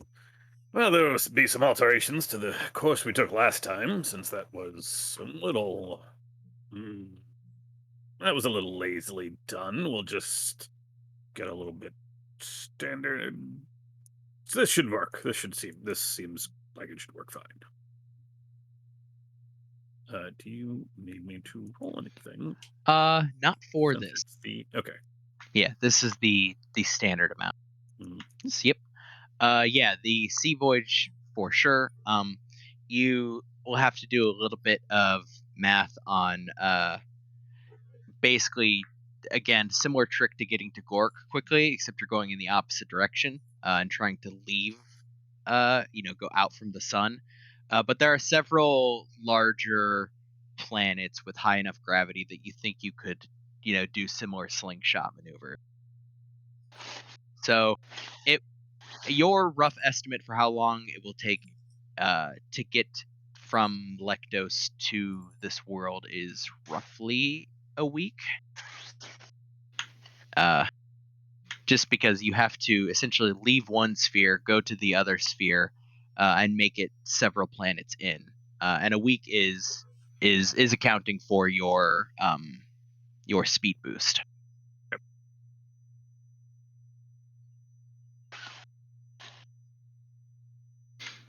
Okie dokie. So, you all set out on the first day. For some of you, I don't know. Is it good to be back aboard the sea after the luxury of the last few days? Probably. For some of you, it might be a little bit like, oh, right, we have to go back to a bed that isn't double wide and filled with down.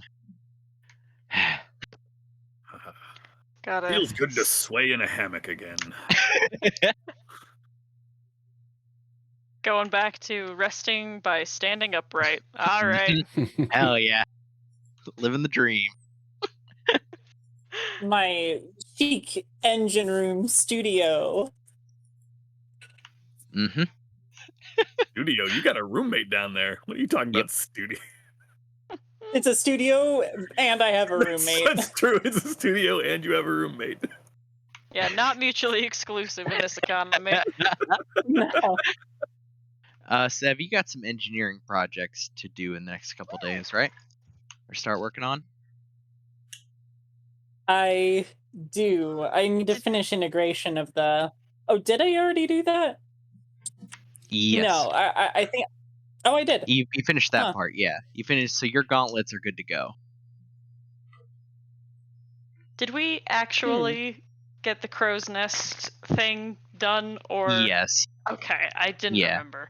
Okay. That was addressed, and she rolled fairly well, I believe. So Okay, sick. It's I remember. success. Yeah. I remember things happening. I just don't remember if that was a success or not. First iteration I remember was being deeply hurt by it on a few occasions. First iteration was like every 3 or so you're gonna have some breakage. By now it's good to go.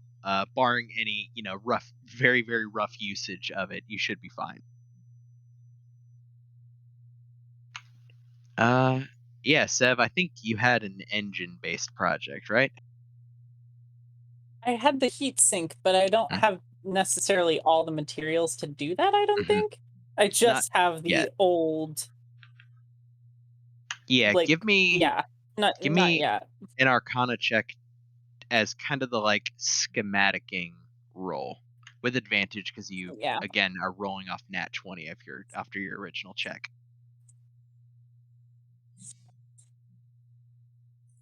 I'm glad that I'm gonna get that to holy shit, yeah. Okay. Holy shit, yeah. So, I need to just do my combat by engine. I need to strategically use this engine in combat because it's my It's your Lucky muse. charm. It's my muse. Did you roll another nat 20? Yes. Yep. That's your She had fourth one advantage. tonight. Yeah. Truly, you've had quite a few at this point. So here's the deal, Seth. With a nat 20, you essentially if you want to, you could spend essentially the trip here, schematicking and getting everything drawn out, and like you kind of go down a rabbit hole, right? Of like you figure it out, and now it's just about getting it exactly fucking right. And now that's all. By the time we get to Lethos, Lethus rather, you will know exactly how to get this done. You just need the parts. So you'll be dead. You're just kind of buried like in, an inventor's haze for like the next week and a half. As you're like getting it, you know you're getting it exactly right. You're at like flow state where you're like, yes, I got this. You wish you had the materials to pull this off, but you know what? It's fine. You have even more time to make sure that when you do have the materials, this will go incredibly smoothly.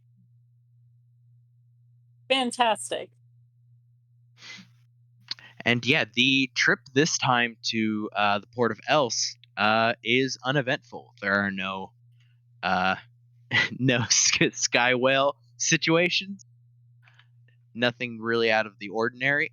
This is probably much more of a typical voyage, at least in terms of like sea travel to most of you. The previous voyage and the two sort of encounters that you had were certainly out of the ordinary, and for some of you it is probably a sigh of relief that it has gone back to, oh thank God we don't have to fight slipstreams or fog monsters every time we're sailing through the sea.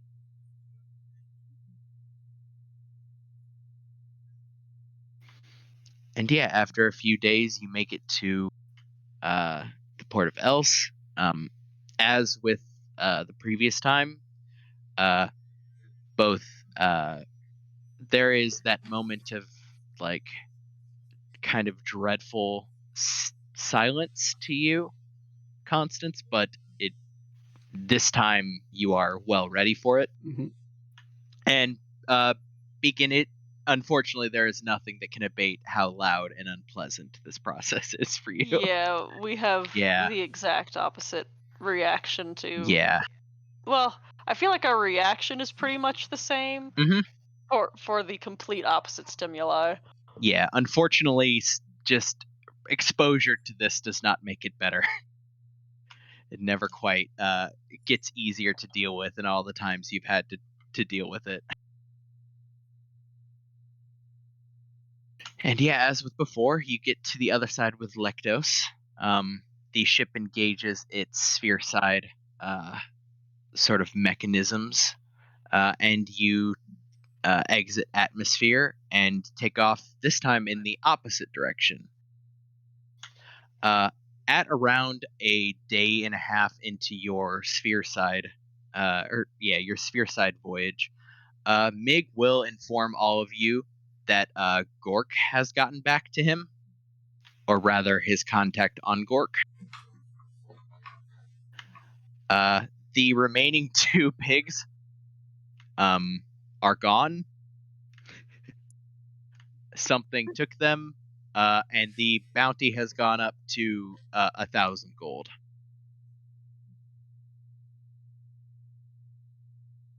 Well, perhaps when we're done, if it's not too far out of our way, slingshot here, and he's clearly planning a course. Mm-hmm.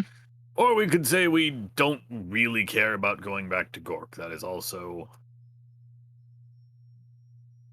something to consider after we've finished with this particular task. Yeah, it depends on how long this takes.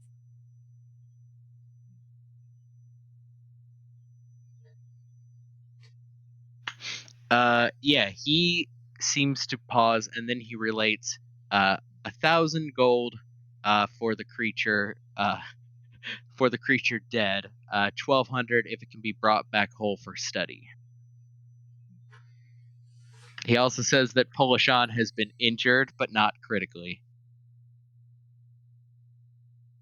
Apparently the price has gone up because 2 search parties were sent after this thing, and neither have returned. I believe that some of us may have expressed that we would be involved in the recovery of this thief.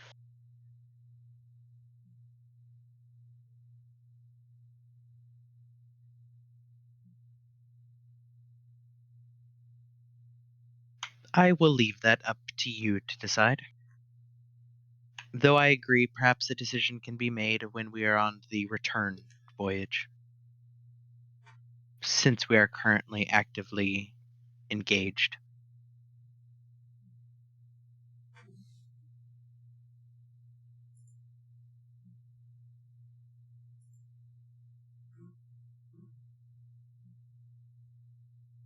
Yeah, sounds good. Should I inform him that we are interested?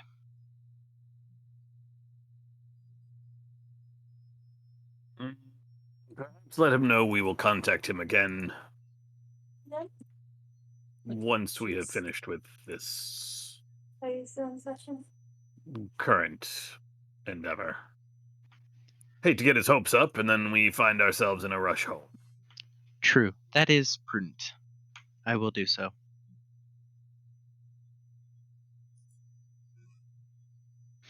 And yeah, the rest of your sphere side voyage is also rather boring. Kind of trapped, cooped up inside. Based on our pardon me, experience in the spa, Constance will unveil a new game whereby she's cut essentially little hors d'oeuvres, which consist of a piece of bread, a piece of meat or jerky of some sort, a piece of cheese, and like a little olive with a toothpick jabbed through it. And it is much like checkers, except every time a piece is jumped, you may eat another layer of the hors d'oeuvre from said checker piece until all the entirety of the piece is consumed. Nice. Whenever Beacon is whenever the Beacon's body is allowed to go and stretch its legs, they go and play checkers. This new fun game of checkers. Yeah. I think again, Constance, you identified, the moment where boredom starts to set in and people start to get a bit more, a bit of a malaise settles about the crew. And yeah, this game engages everyone, all the NPCs certainly, very well. Wonderful.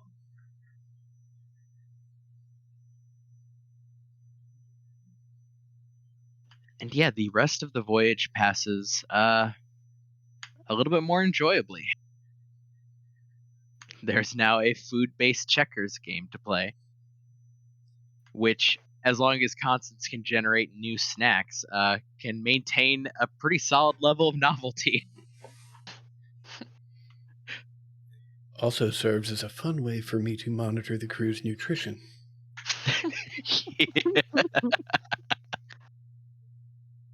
Exceptional.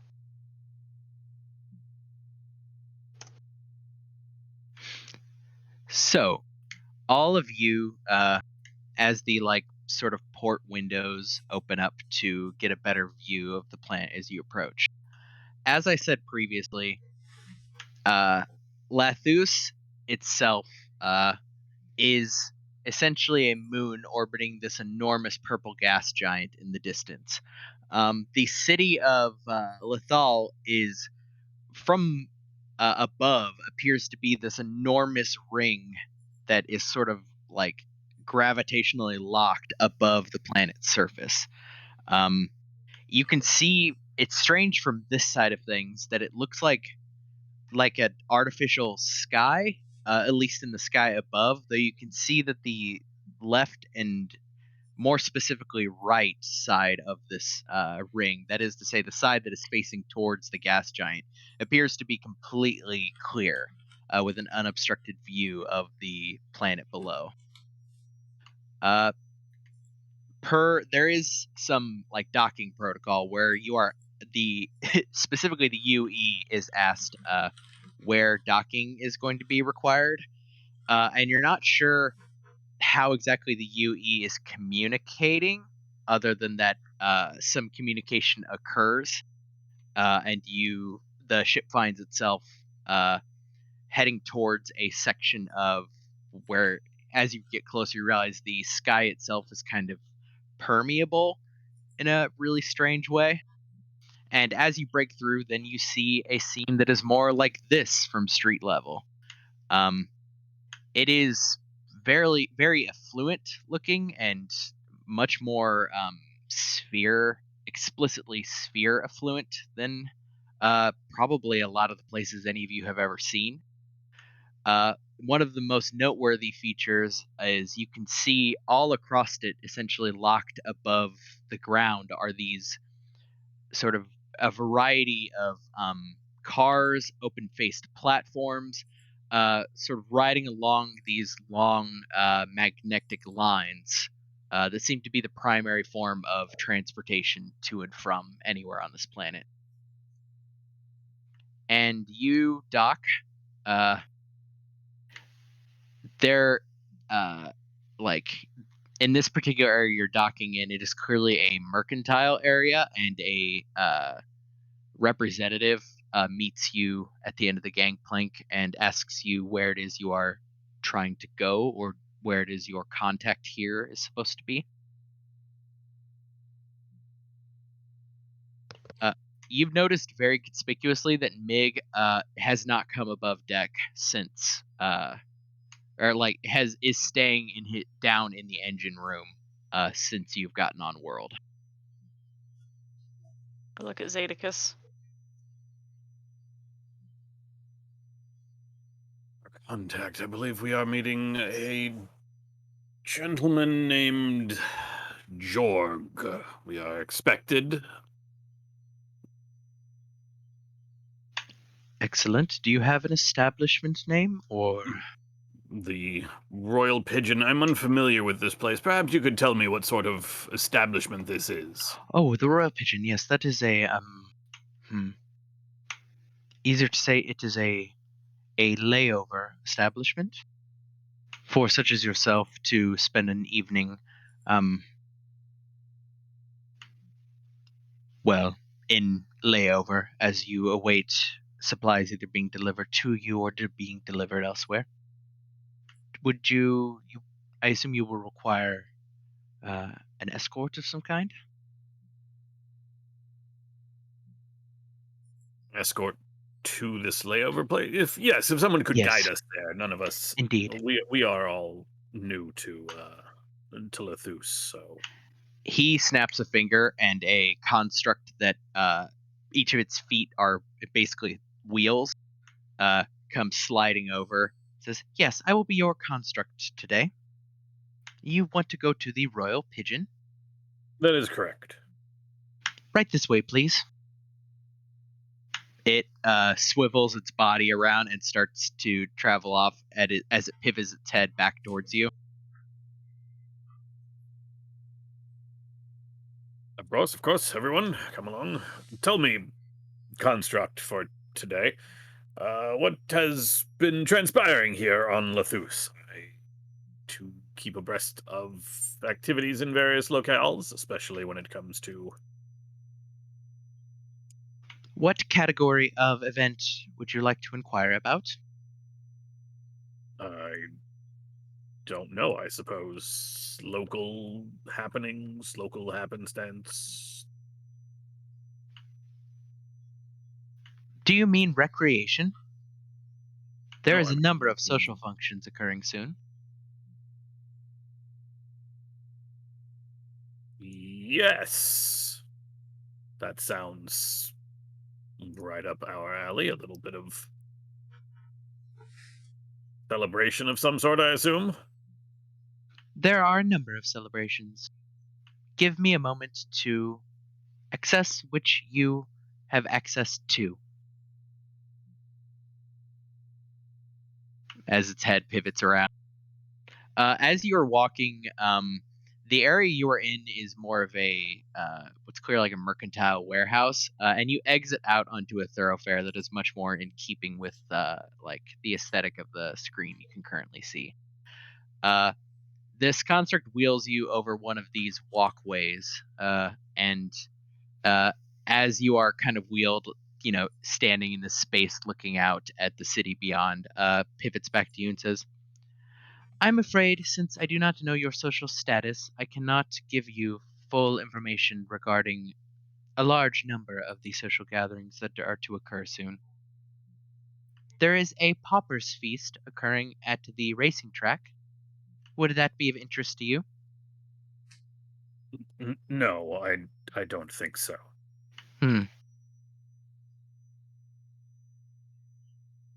Do you have any other inquiries? No, I suppose not. Excellent. After a bit more walking, or in its case, rolling, it arrives to, this is the kind of place where there aren't really like establishment names. There's not any like placards out. There is a picture, like a pictogram, it's very hoity-toity in what looks to be like emblazoned in gold of a pigeon with a crown on the door. And it will roll to the side and gesture. This is your destination. Would you like me to wait here for you, or do you know the way back? Zedicus has not been paying attention, and so will turn around and look at everyone else. Can we roll a check to see the confidence of our? Sure. You can roll like a history, or I don't know, whatever. History is probably the easiest. I got survival. Survival, absolutely, yes. Okay. Yeah. Okay. I mean, yeah, okay, so with a 14 and with a 10, you're pretty sure you can get back there. Whether you can do it as quickly as the voyage here, maybe. There's a couple turns in there where you aren't super sure you've clocked it right, but you think you know directionally how to get back there. It's just a matter of finding the correct roads that will take you there. Mm-hmm.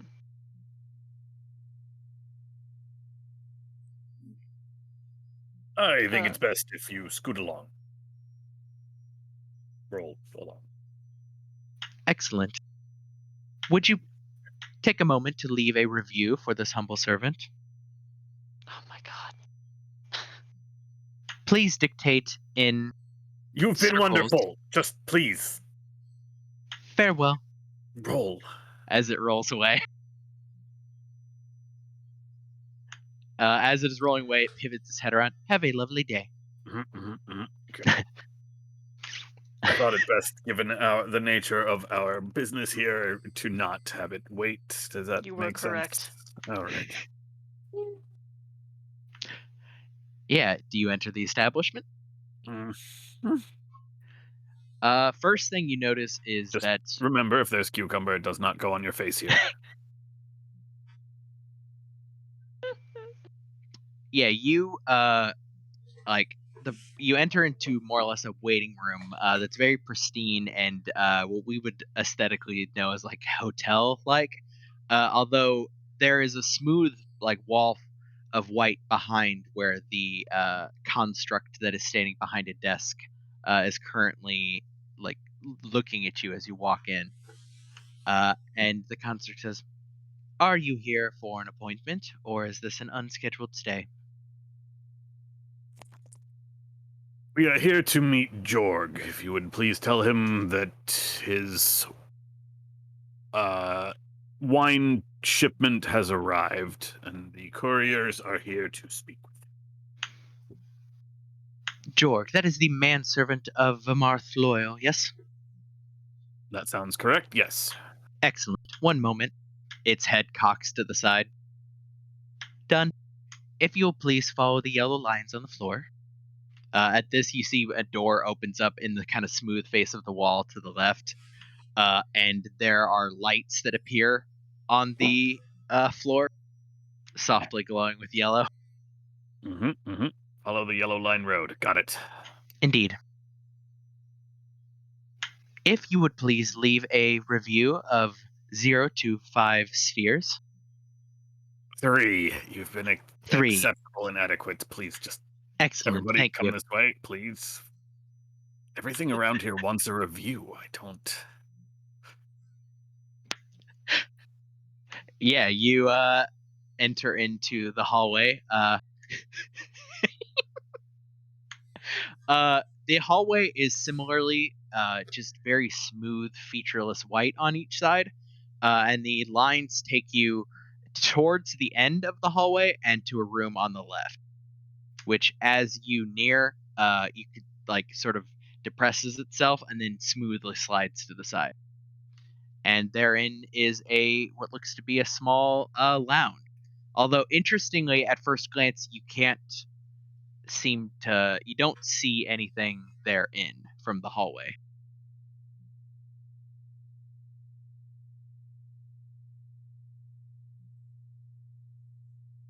Followed the yellow line. I'm going to draw my glaive. Should be Unprompted. Jorg. It's a very weird effect, but an orcish man with a monocle and well-coiffed hair. All you can see from where you are standing outside is a head appearing from nothing, poking through kind of the center space of the door. As he glances to the left and the right, you see he clocks Beacon's weapon, and an eyebrow raises slightly, and he says, "Yes, would you like to come on in?" Yeah, we followed the yellow line as we were told. It Indeed. said nothing of any. Anyway. Yes, standard security precaution. Mm-hmm. Please come in, please. Let's get this business done. We have the barrels of the astral water infused wine for your employer's party. Yeah, he gestures you inside. Yeah, I say all this as we're walking inside. Yeah, as you all enter, it looks like a kind of lounge suite. There is a sort of circular, luxuriant-looking couch in the center of which is a table. And there is another figure in here. She is, at first glance, she is dressed kind of ostentatiously in a black hat with a ruffled, like white frontier-style shirt. From a distance, you think she could be a human, although as you get closer, you can actually see that the color of her face is much more porcelain, and you can see these kind of artifice lines delineating the different panes of her face. She stands to her feet and tips a hat to you. It is very clear that, like, you can see visible knife sheaths scattered up and down her arms and up and down her legs. But she is also very clearly, like, showing some of these as she is, like, moving her limbs. And she goes, "Well, you would be the hired help?" We are the delivery. Yes. Oh, right. Yeah, you're talking about the delivery. Well, let me introduce you to myself. Name's TU-1P, although 2 will do fine. I'm Vamarth's hired help. I believe you met Jorg, manservant extraordinaire. Jorg sighs and goes, "Indeed, I'm head servant to Mr. Loyal."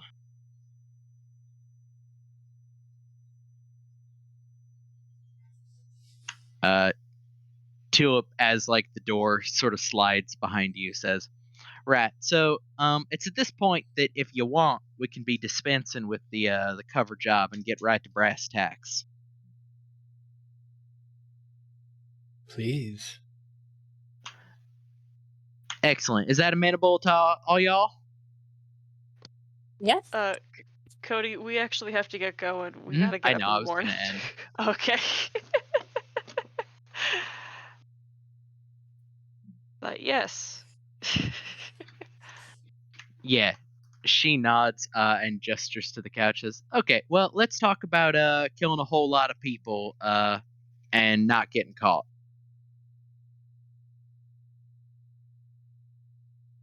That sounds good. Yeah, and that is where we will end the As session. long as it also includes finding this missing minder. Sounds like a plan. Sorry, Cody.